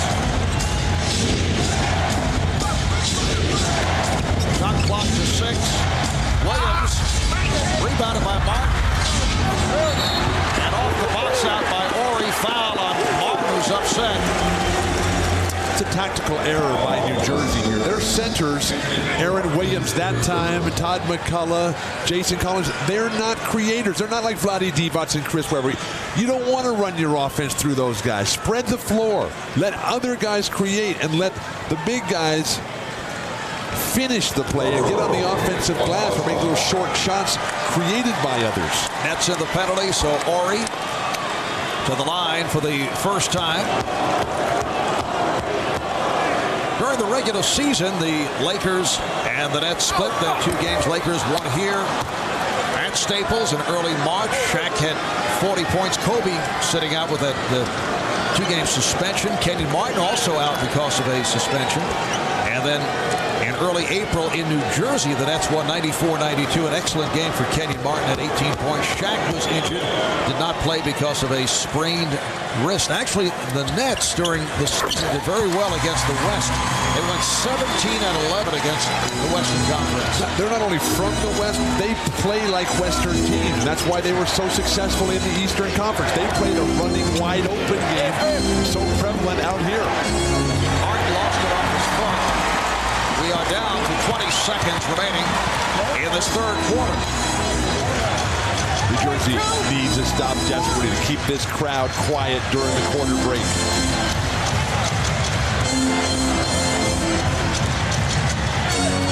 Down to 5 seconds. Bryant taking it to the rim is fouled. With 5 4/10 seconds remaining in the third. Harris on the foul. You can talk about theoretically stopping this guy. How you're going to slow down Shaq. And in the end, these guys are just too good. But if you don't move your feet, you have no chance whatsoever. All this reaching, grabbing, leaning, trying to stop guys with your arms and your hands, that'll never get it done. Kobe now 10 for 10 from the line. This is Devin George checking back in. Samaki Walker sits down. Kobe Bryant has bounced back from the food poisoning episode in Sacramento, finishing very strong in games 6 and 7 against the Kings. So that is his first miss after hitting his first 10. Little adventure here by the Nets. That was close to a backcourt violation. Martin not able to get it off in time. But nice poke away by Horry, and Kobe taking the ball out of Kidd's hands, denying him any opportunity. So the Lakers by 9 after 3. We'll be back after these words from your local station. You're watching the NBA Finals on NBC.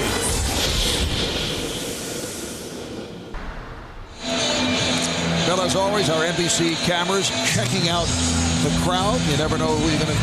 There's a lot of people here tonight. All right, Mr. T is here. Don Johnson. Dustin Hoffman. Brad Pitt.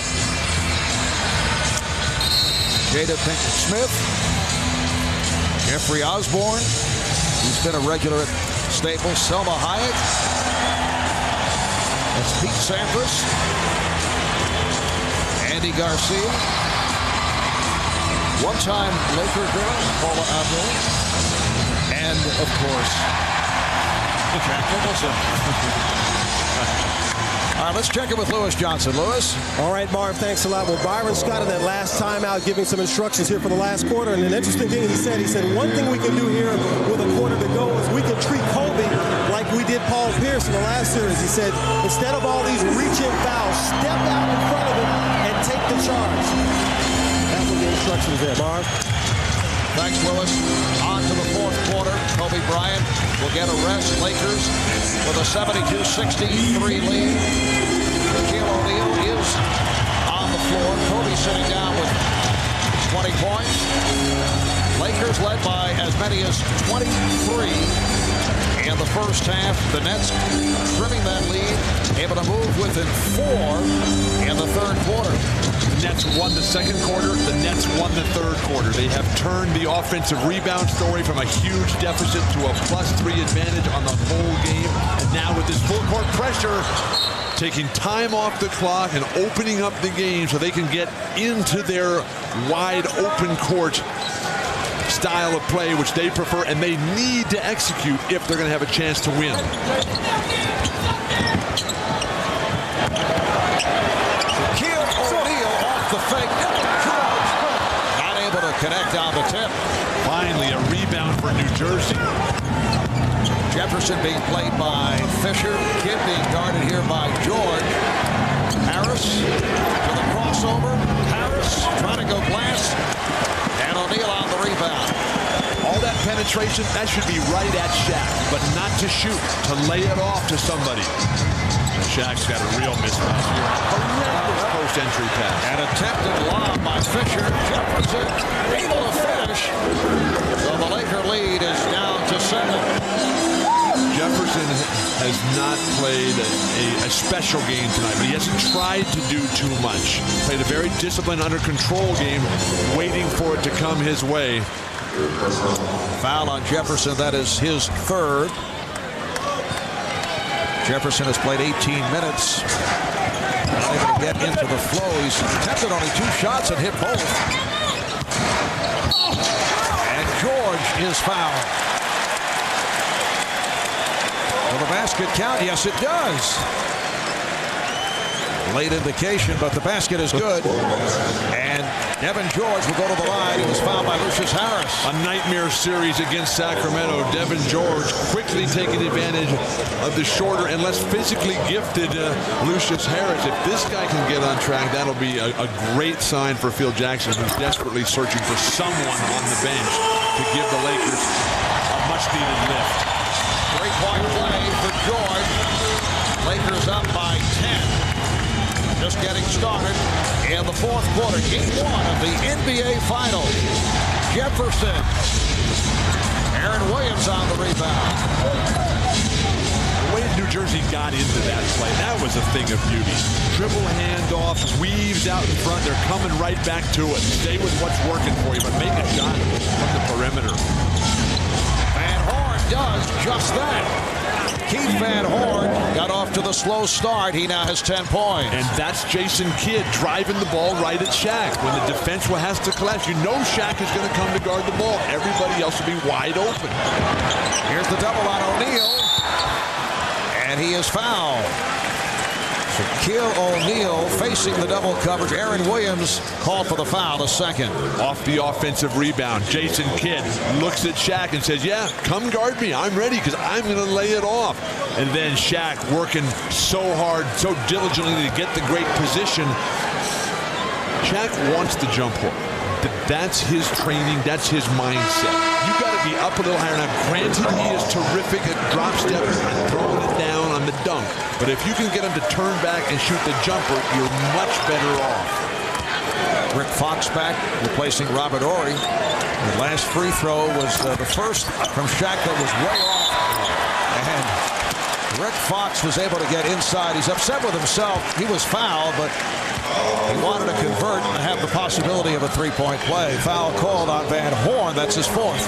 Upset with himself, Byron Scott should be tearing his hair out. Shaq finally misses a free throw, and you allow Rick Fox to get an offensive rebound, and Van Horn picks up his fourth foul. Now that's a mental breakdown. That can cost you a game and ultimately the championship. That was team foul number 4 on the Nets. The Lakers do not have any. Here's Kobe Bryant making his return, replacing Derek Fisher. Rick Fox, following several quiet games in the series against Sacramento, came on strong in games 5, 6, and 7. The pace of this game, I don't see Shaq coming out the rest of the way. No need for a rest here. All the timeouts. He's not having to work defensively because they're not attacking him enough. And there's no fouls on Shaq either. Aaron Williams with his second field goal, and the Lakers now lead 76-69. Aaron Williams has had a very solid year. His 8th season out of Xavier, second year with New Jersey. I think Aaron Williams is one of the 2 best backup centers in the entire league. Scott Pollard from Sacramento being the other one. Shaw able to get to the loose ball. Shaw is wide open for 3. Oh, now that's a rebound. Throw it down. And the foul is called as once again Shaquille O'Neal is surrounded and he heads back to the line. The Nets with their 5th team foul. Aaron Williams called for his 3rd. Let's go to Jim Gray. Jim. Marvin, talking to Shaq, you know, he was exhausted after that game in Sacramento in that series, but he was glad that there was little time in between games. He felt that he was able to recover just in the couple of days in between, and he really didn't want a long time off. You know, they've swept so many series and done so well the past 3 years that you would kind of think that he has become conditioned to wanting some time off, but he felt he got into a rhythm in the last couple of games and he didn't want to stop. He says, all of my injuries really won't heal until I get a long time off. It's better to get back out on the court since I've gotten used to it all and just keep playing. All right, thanks, Jim. Shaquille looking forward to the games that'll be played in New Jersey. He was born in Newark, spent his childhood in Newark, New Jersey. He has a lot of friends back in that area. Then went to high school in San Antonio. Nothing like going home. Lakers, Byron Scott, seeing that right now. But if somebody doesn't block Rick Fox off the offensive board on missed free throws, Byron Scott's not going to have any hair. Beautiful lead pass. The Lakers up by 10.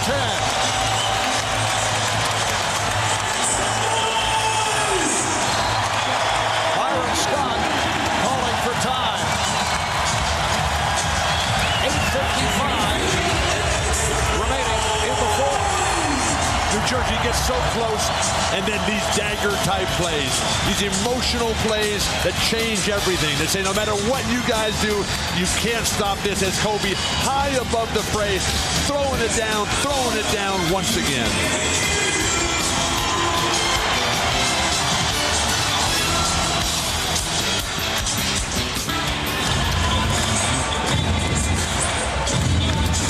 When the Lakers are up against it, they always come to Brian Shaw. The basis of any offense is your ability to back cut, and you put that ball right on the mark. Brian Shaw delivering it off the wrong foot, but the teamwork, the unison of thought, that is what separated the Lakers from the rest of the crowd in this entire league.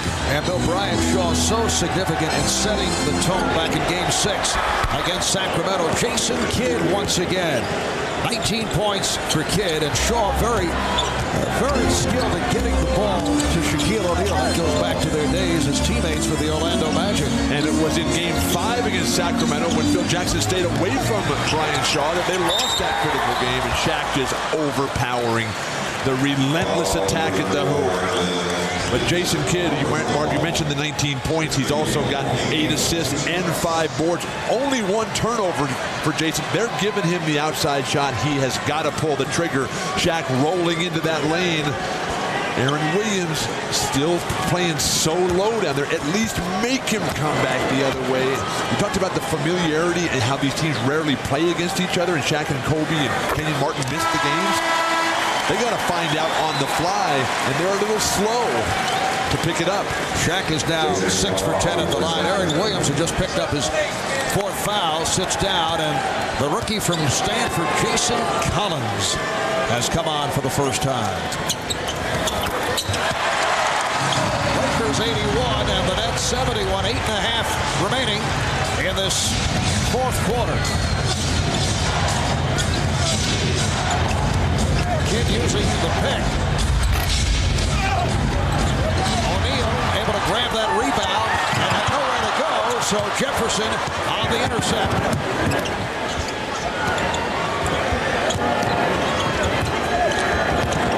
Jefferson stopped by Shaw and then draws the foul.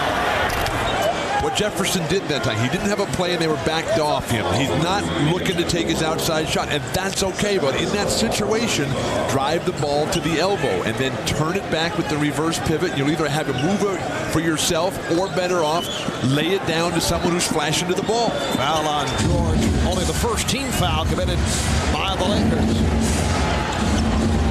Here's Jefferson. O'Neal getting position on Collins. 10-point Laker lead. They led by as many as 23 in the first half. The Nets able to get back into it. Although at one point it looked like it would be a rout. O'Neal not able to hit. And back comes Harris. Lakers get back though. Hard to see how that's not an offensive foul. Elbow of Shaq right into Collins' head, who seemed to play him very well, much better than Aaron Williams played. Welcome to the NBA Finals. Bam. If you're standing there as a defensive player and the offensive guy runs you over, that has got to be a foul. Foul on Shaw. Now Horry is back. Coming on for George. 7.5 remaining in the fourth quarter. 10-point Laker lead. There's Collins rejected and fouled by O'Neal. That is only his first foul. That's what's great. Remember when Charles Barkley and Magic would play, and they'd be involved in every single play, as Shaq is. And then finally, in the fourth quarter, with 7:25 to go, oh, that's your first foul. Collins, a 70% free throw shooter. Jason, the first-round draft pick of the Houston Rockets, was acquired in that deal for Eddie Griffin. Very good trade for New Jersey. Now, Griffin is a good player. Made the second-team all-rookie team this year for Houston. But to get Collins, Richard Jefferson, and Brian Scalabrine, who sits the bench at a USC, this guy, I mean, that was a shrewd move by Executive of the Year, Rod Thorne, in putting this squad together. You get 3 for 1 who all can contribute and all think and play with Jason Kidd. Really. So Rod, the one-time czar of discipline in the NBA. That is now Stu Jackson's job. 81-72 Lakers. Coming up on 7 minutes remaining in the fourth. Bryant thought he was fouled. Lost it to Kidd. Here's Harris with Fox. Fox went for the ball, but he's called for the foul. Lucius Harris does not have blinding speed. The acceleration and the explosiveness comes from Jason Kidd. Jason Kidd, an outstanding defender. Strips the ball down low. You got to leave with your elbow in that situation. Rick Fox, just back off. Just back off and just stand up over the top. You got size, strength, and athleticism over Lucius Harris, who's not a strong finisher. Jason Kidd's third steal, leading to that opportunity with the free throws. Like Sacramento, you got to play flawless in the things that are easy, like making free throws. Sacramento 16 for 30 in that final game. Ouch. That's now 9 for 20 from the line. 8-point Laker lead. Shaw being pressed by Harris. Sean Bryant in the backcourt now with Horry, O'Neal, and Fox up front. Here's Fox, stopped by Van Horn. Good defensive sequence here by the Nets. Horry somehow able to get that shot off, and back come the Nets. Harris for 3. Make a shot. Kept alive by the Nets. Jason Kidd is everywhere. He was the defender on that play, and now he's running the show on this end. Kenyon Martin trying to take advantage of the mismatch, and he does. The foul on Shaw. So the Lakers are in the penalty, and Shaw and Martin have some words, and a double technical being called. It's on Martin and Shaw. Martin is saying, why me? Not quite sure what either player did wrong. This is preventative medicine here, though, by Joe Crawford. Doesn't want any escalation. Byron Scott is saying, what's going on here? My player gets fouled and he gets called for a technical? I don't understand this. So Kenyon Martin will go to the line. The result of the foul that was called on Shaw, and now both teams are in the penalty. And the way they're calling those double technicals, almost an automatic call by the referees. As a reserve player for one team, you just want to come in and mix it up with the other guy and get an automatic technical early on. And if he gets another one and loses his composure, then he's out of here. So now you're talking National Hockey League mentality. I know nothing about hockey. It's down to a 6-point Laker lead as we approach 6 minutes remaining in the fourth quarter. O'Neal is fouled by Collins. Collins getting underneath O'Neal, so Shaq will head back to the line. Todd McCullough sitting out. Even though he's the starter, he doesn't play that many. Just 19 minutes a game in the playoff. Nice position that time. Unlike Todd McCullough, Collins is trying to play defense before Shaq gets the ball. He has him behind the baseline. That's where you back off just a little bit. Shaq 7 of 11 from the line.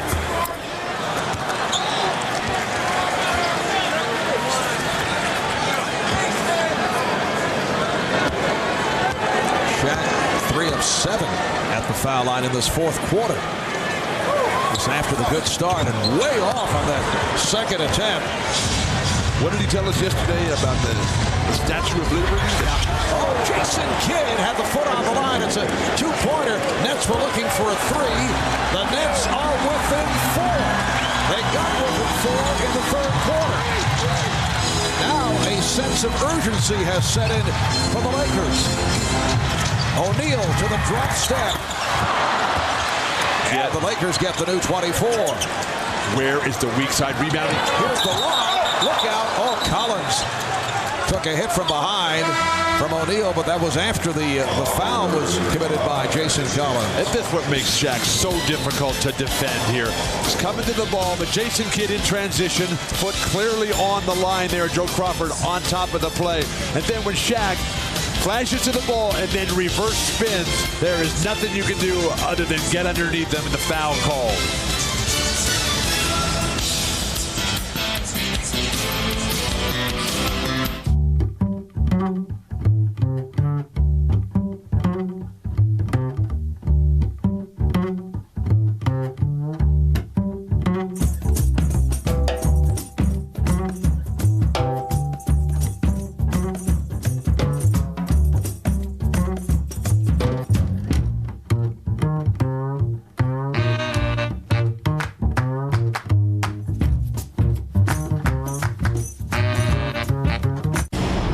Insomnia is the most acclaimed movie of the year. The New York Times, Los Angeles Times, Time, People, Rolling Stone, Ebert and Roper. USA Today raves Insomnia is a perfect thriller.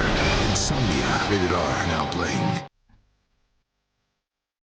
Free Up, the better way to prepaid from Verizon Wireless, has everything you're looking for in your Free Up life.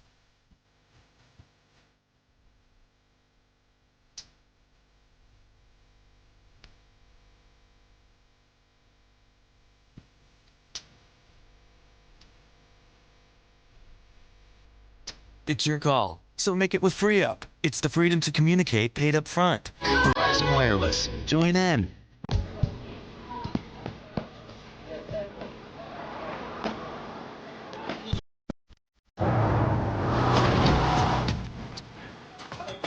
Race-inspired cockpit. Chronograph-style instrumentation. Introducing the Lexus IS 300 5-speed. Totally unexpected. Especially starting at under $30,000. For an incredible value, just show up at your Lexus dealer.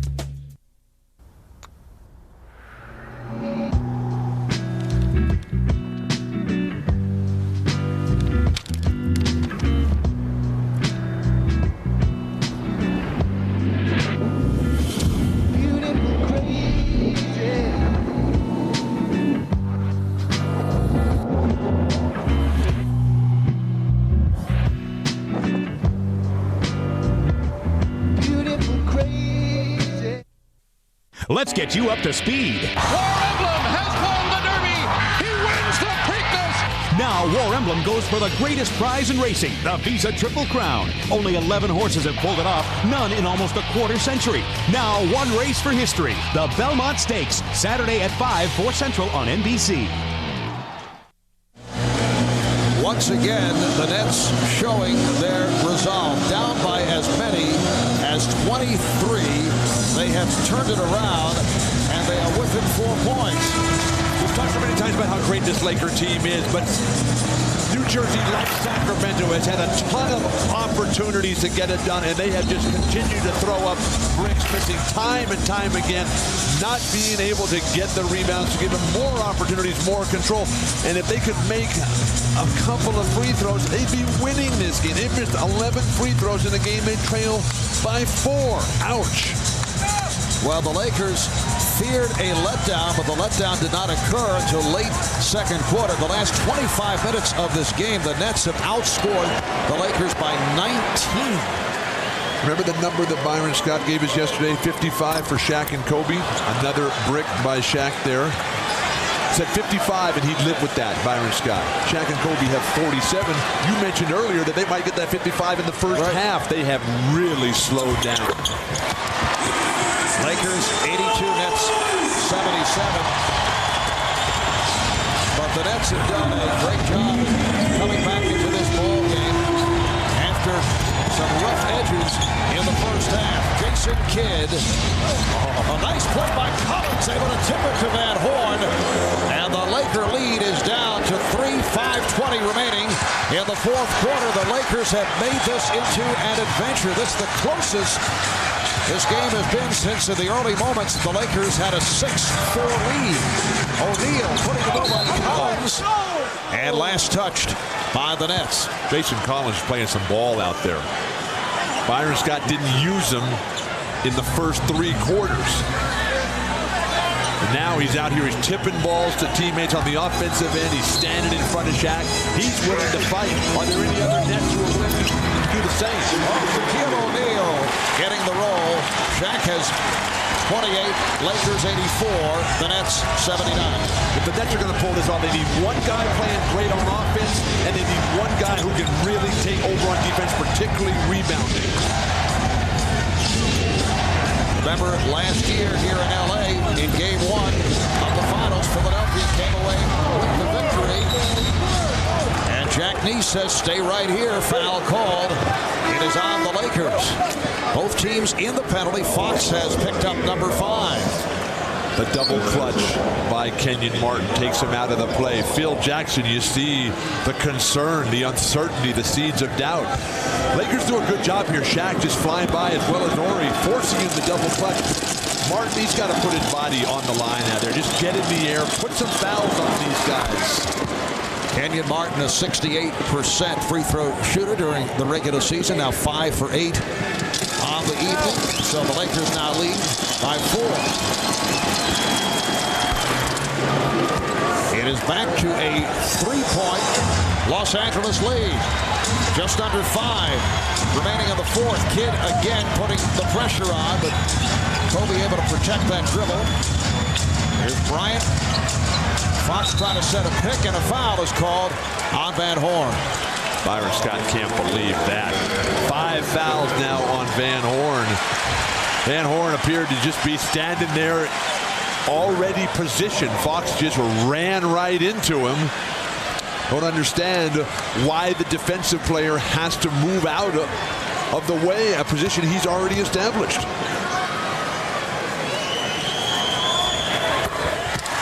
No, Fox 2 for 3 from the line.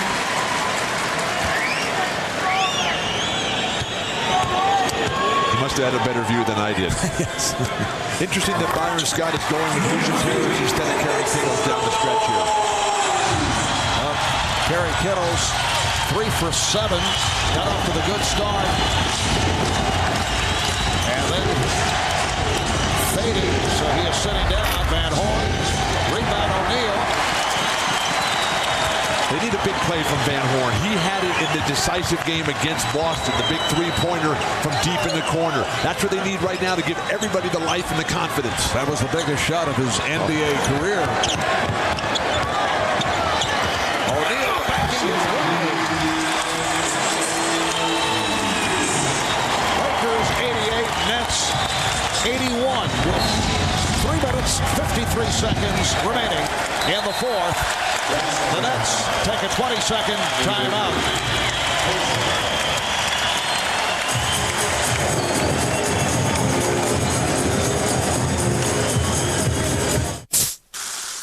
Points is 2 points. Don't be a show off. I don't care if you slam dunk. I don't care if you shoot a layup. 2 points is 2 points. All you gotta do is take a short shot, box out, rebound. You ain't got to dunk on everybody. Forget about the theatrics. All you getting for that is two. You ain't scored 2 points your whole life. Who you gonna listen to? How about yourself? Obey your thirst. Sprite. Hey, yo, Kobe, you think you're getting some tickets? Courtside? Yeah. Come on. You know you're in trouble when Shaq is turning and facing you. Comes right into you, initiates like all great offensive forces. Take it right at the defender, punish him. Jason Collins is listed at 260. He looks like an ant out there. Yes, the official height and weight, 7 feet, 260 pounds. Are you doubting this, Bill? I want to know what Shaq weighs.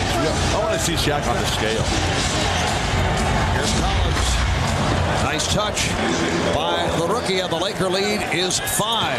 Shaquille O'Neal in the fourth quarter, 8 points, 7 rebounds, so has come up big. Oh, that could have been a foul on Rick Fox for the push-out. Should have been. Elbow to the face. O'Neal again getting inside, and he is purposely fouled by Collins. And hear the reaction, although Collins had no choice, that prevented the field goal. Collins has played a very professional game out here, but if they don't call the push-off by Rick Fox, Jason Collins' idea. Look at the footwork by Collins. Outstanding. You're going to give it up, but Jason Collins said, look, if you don't call an elbow to my face, how can this be a foul? O'Neal 8 for 15. Lakers by 6. Let's go to Jim Gray. Well, Shaq told us yesterday he makes them when it counts. He doesn't believe in percentages. He said a lot of guys shoot a great percentage throughout the course of the entire game, and then they miss in the fourth quarter. And he just made 1 of 2 right there. But he says, I make them when they count. The percentages don't matter. So we'll see down the stretch as it appears to be somewhat of the strategy tonight, Mark.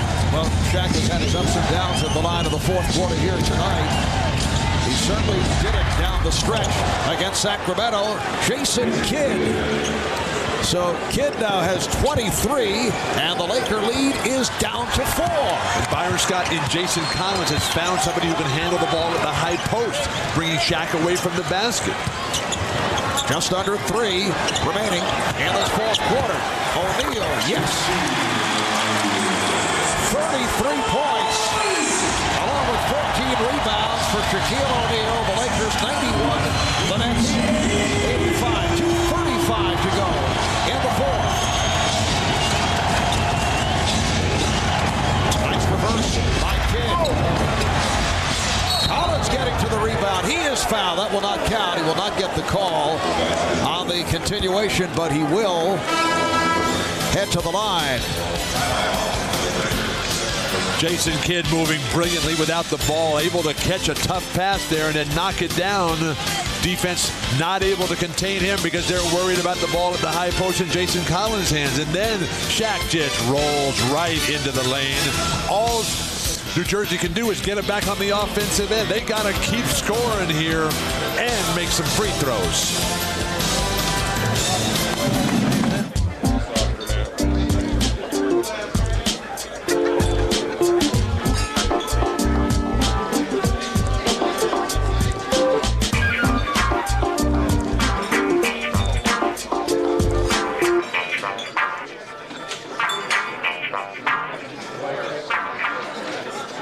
Would you like another one? No, I'm happy with the one I have.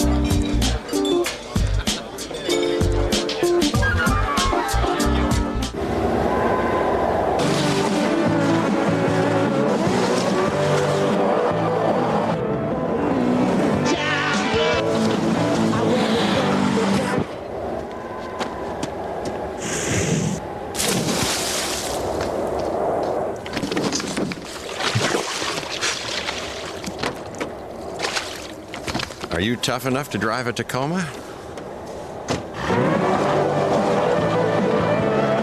The Sum of All Fears is the #1 movie in America. Roger Ebert says, thumbs up. Rex Reed calls it an exciting action blockbuster. Ben Affleck and Morgan Freeman take a spy thriller to a new level. The Sum of All Fears, rated PG-13. Now playing in theaters everywhere. Dave Logan is single. He goes on many dates. What is it that you do? I'm a lawyer. I hate lawyers. And he uses his Discover card. Check, please. So far, he's built up a cashback bonus award of over $160. You're kind of boring. Check, please. Where do you think this thing's going between us? Because you know my clock's kind of ticking. Check, please. It's money he'll use for an engagement ring someday. So, what do you do for a living? Maybe someday soon. I'm a lawyer. Discover Card's new cashback bonus program. Really? Where you get paid for the things you buy anyway. NBC Sundays this fall, a new drama with a unique storytelling style. One crime. Sweetie, you're going to be okay. Seen from many points of view, all of them leading you to the truth. What are you doing? Back up your car, I'm chasing a very bad man. Boomtown, NBC this fall. Following the game on most of these NBC stations, your local news, then the Tonight Show with Jay Leno. And for those of you who would like to continue with the NBA Finals, we'll have a post-game special on CNBC immediately following our telecast with Hannah Storm, Tom Tolbert, the Czar, Mike Fratello, and Peter Vesey. That'll be following the game. Jason Kidd is 1 rebound and 1 assist away from yet another triple-double. The last triple-double in the NBA Finals, a fellow who was in the building, Phil. Back in 1993, Charles Barkley did it Game 4 for the Phoenix Suns against the Chicago Bulls. And, of course, Jason had 3 triple-doubles in the series against the Boston Celtics.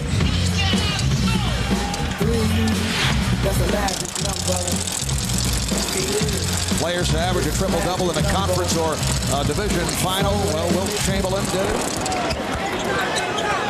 There have been 25 triple-doubles by 13 different players.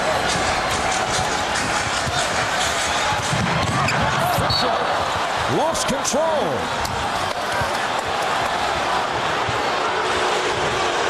With 2:24 remaining in the fourth quarter, the Lakers with a 91-87 lead. Here's Kidd. Collins. Van Horn. And apparently stepped out of bounds. Van Horn backing up. You saw Robert Horry pointing at Van Horn's right foot as he backed away. They did so many things right, and then just a little mental mistake. Jason Kidd, an extraordinary defender, trying to take time off the clock against Kobe. Just under 2 remaining in this fourth quarter. At one point of the first half, the Nets were down by 23. Collins reaching in, making contact, and picks up number 4. He waited so long. He had Shaq up against the shot clock. Basically, Shaq has to be a shooter, holds his position, has everything going his way, and then the wild swipe at the ball just hits Shaq in the back of the head. An easy play to call. O'Neal 5 for 12 from the line in this fourth quarter. Not good. Overall, he's now 10 of 18. So the Lakers lead by 5. Desperately need offense here for New Jersey. Penetration and dish, knock down some shots. Martin trying to get on the glass. And Jason Collins continue to handle the ball effectively and set screens at the high post.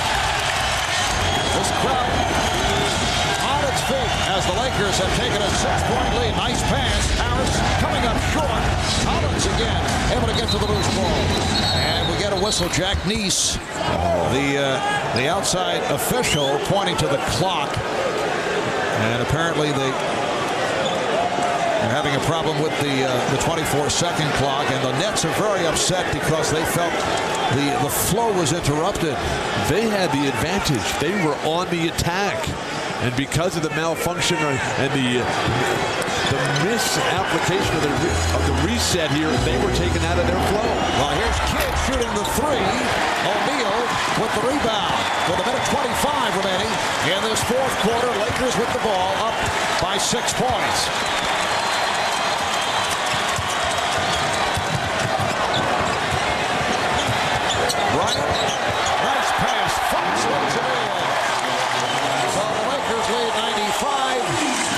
7. And Byron Scott takes a timeout. What makes it so difficult to try to beat the Lakers? You got a guy like Kobe Bryant who's isolated. Now, Van Horn comes to double team Jason Kidd right there, but that leaves Rick Fox wide open, and now New Jersey really up against it.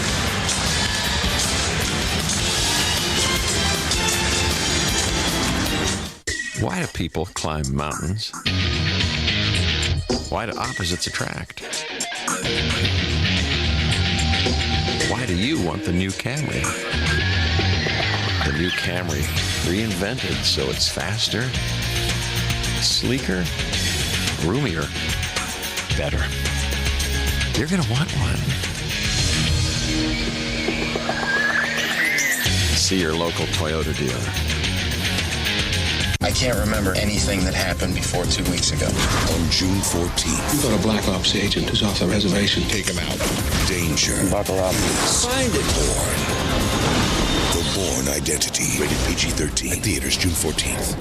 This year, the world's top horses will vie for victory at the Belmont Stakes. But only one horse will be vying for a place in history. Only one horse will be attempting a feat unrealized in 24 years. Only one horse will be racing for the Visa Triple Crown. Here comes War Emblem! And only one card can get you in to see it. Visa, it's everywhere you want to be. You mess with the fro, you got to go. Come join the Brotherhood. Wow!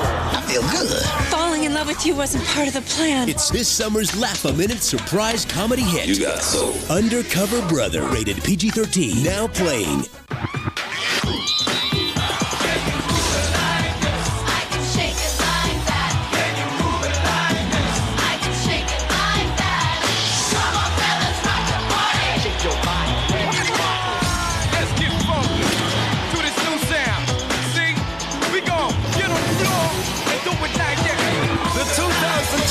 NBA Final, New Jersey, Los Angeles. Love it live. Coming to NBC Sundays, Crime and Punishment, a real-life Law and Order. There's no such thing as a perfect crime. Real cops, real lawyers. I hope you're angry. I hope you're outraged. Everything is real, even him. Crime and Punishment, a real-life Law and Order. NBC 1 week from Sunday. All you really want in life is a chance, and the Nets have had a myriad of chances here with a 6-point deficit. Jason Kidd has a chance to cut it to 3. Clank, and no offensive rebounding as Shaq just zoning it up. And then with Kobe isolated here, the double team comes, allowing Rick Fox to get a wide open layup. That's championship level ball movement. And now what can Byron Scott do? What little hair he has left. Kenyon Martin had a good stretch there in the third quarter, but right now they've got to rely on their MVP Jason Kidd creating. Harris taking from Kidd. So the Lakers now lead 95-89, a minute remaining in this fourth quarter, and Joe Crawford once again over at the scorer's table to hold up play. They had a problem with the 24-second clock. Now both teams in the penalty. They have been in for a good portion of this fourth quarter. Nets have 1 timeout remaining. Lakers have 2 and a 20. Incidentally, Kidd picked up an assist in setting it up for Harris just a moment ago. That's 10 assists, so he's 1 rebound away from a triple-double. Now Van Horn with the pressure on Fox. Down to 50 seconds remaining in the fourth, and the foul is given by Collins. That was a hack-a-shot play. That was intentional, and the strategy by Byron Scott, the gamble that Shaq will miss some, stops the clock. Realizing that they need to get that ball back and possession is critical. Just trailed by 6. They desperately need the big guy to clank one here. O'Neal 12 for 20 from the line for the game, and he's 8 of 15 here in the fourth quarter. But another huge game for Shaquille O'Neal. 36 points, 15 rebounds, and 4 blocked shots. And he's come up with 14 of his 36 in the fourth quarter, 96-89. And it is now a triple-double for Jason Kidd as he picked up his 10th rebound. Martin for three. Bryant on the rebound. Martin is on the loose ball. Here's Van Horn for three. Harris with the catch, and Martin is able to hammer it down. The Laker lead is 5 points, 31 and 6/10 seconds remaining in this fourth quarter. You see the pressure by the Nets, but the Lakers able to get it to the front court. And Fisher is fouled to stop the clock. Lakers are being forced to throw over the top, and that's good, but when you do that, you run the risk of the backline defensive guys, Van Horn, Jason Collins, being able to come up. They have to anticipate. Byron Scott has got a lot to build on from this game. There's still the chance of a miracle finish here for the Nets, but the Lakers are going to have to miss an awful lot of free throws. And Derek Fisher, one of the best free throw shooters in the league. He's now 3 for 3 from the line tonight. Lakers by 6, down to 28 seconds remaining. What makes it so tough against LA, too, is that their ability to spread the floor and move that ball and make the other team chase you. Timeout called by New Jersey. That is their final timeout. And this crowd beginning to file out. Lakers with a 98-91 lead. Game 2 coming up here at Staples on Friday night, and then the scene will shift to the Continental Airlines Arena in New Jersey. Games 3 and 4. It's the 2-3-2 format. There is a game 5 that will take place in New Jersey, and then if there are games 6 and 7, it's back here in Los Angeles. For the Nets, their first trip to the finals since they joined the NBA in 1976, and Shaquille O'Neal continues on his excellent pace, picking it up in games 6 and 7 against Sacramento, and has done it once again here tonight. Just no stopping the big man. He came to play. He had 16 points right at the top, set the tone, got New Jersey back underneath the basket, back on their heels. Yes, they made a nice comeback here, and Jason Kidd had very respectable numbers here. But do they believe that they can take the tempo and the flow away from Los Angeles and actually get a victory rather than a close margin of defeat? Triple-double for Jason Kidd. That has been accomplished 25 times, now 26 by 14 different players. Magic Johnson leading the way with 8 triple-doubles in the history of the NBA Finals. Lakers up by 7. Nets do not have any timeouts left. So they're looking for the quick shot. And here it is from Martin from downtown. It's 98-94, 25 seconds remaining. Once again, the Nets look to foul, and Van Horn picks it up. So Keith Van Horn is fouled out, and the Lakers head back to the line with 22.3 to go in this fourth quarter. The guy who inbounds the ball, they can release it anytime they want to Shaq's man. Jason Collins has played an outstanding floor game here. Finally a three-pointer that goes down, but with Van Horn fouling out, Byron Scott chooses to come with Richard Jefferson as opposed to the disappeared one, Kerry Kittles. Van Horn 12 points in his 35 minutes. Fox at 82%. Free throw shooter now 4 for 5. Solid game for Rick Fox, 14 points, 8 rebounds. The Lakers up by 5. Jefferson on the rebound. And Kidd looks to race it up. Looking for the 3. Now Martin who hit one just a moment ago. Rebound O'Neal. And here is Horry checking the clock, and instead of scoring, he looks to run it out. The Lakers are hearing it from this crowd as they take game 1 by the score of 99-94. It appeared to be on the verge of a blowout with the Lakers jumping to a 23-point lead in the first half, but the Nets got back into it. Lakers able to hold on to this game number 1 of the best of 7. Let's go over to Jim Gray. All right, thank you very much, Marv. I'm here with Shaquille O'Neal. Shaq, congratulations on a good game tonight. How is it that the Lakers, up by 23 points, made this an adventure?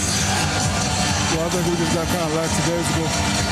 We don't really know much about this team. Now that we know what they have and what they're going to do, I think we'll be a little bit more focused. This is the type of team they're never going to give up, so we have to do everything right, and we will.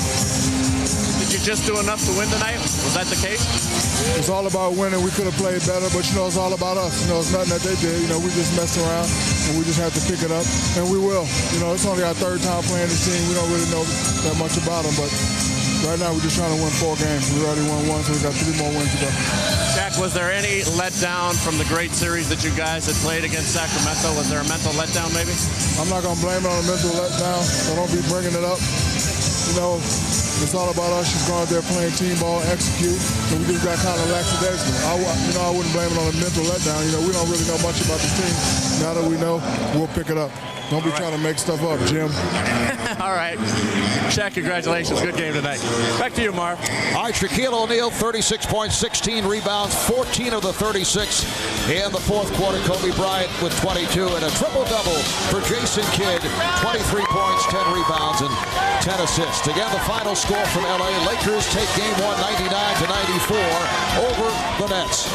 The NBA Finals continue Friday night right here on NBC starting at 9 o'clock Eastern Time with game number 2. And coming up tonight, following your late local news, the Tonight Show with Jay Leno, his guest Adam Sandler. And for those of you who would like to continue with coverage from the Finals, a post-game special on CNBC will immediately follow these upcoming messages. So for Bill Walt, Jim Gray, Lewis Johnson, I'm Marv Albert saying good night from Staples in L.A. Lakers 99, the Nets 94. You've been watching the NBA Finals on NBC.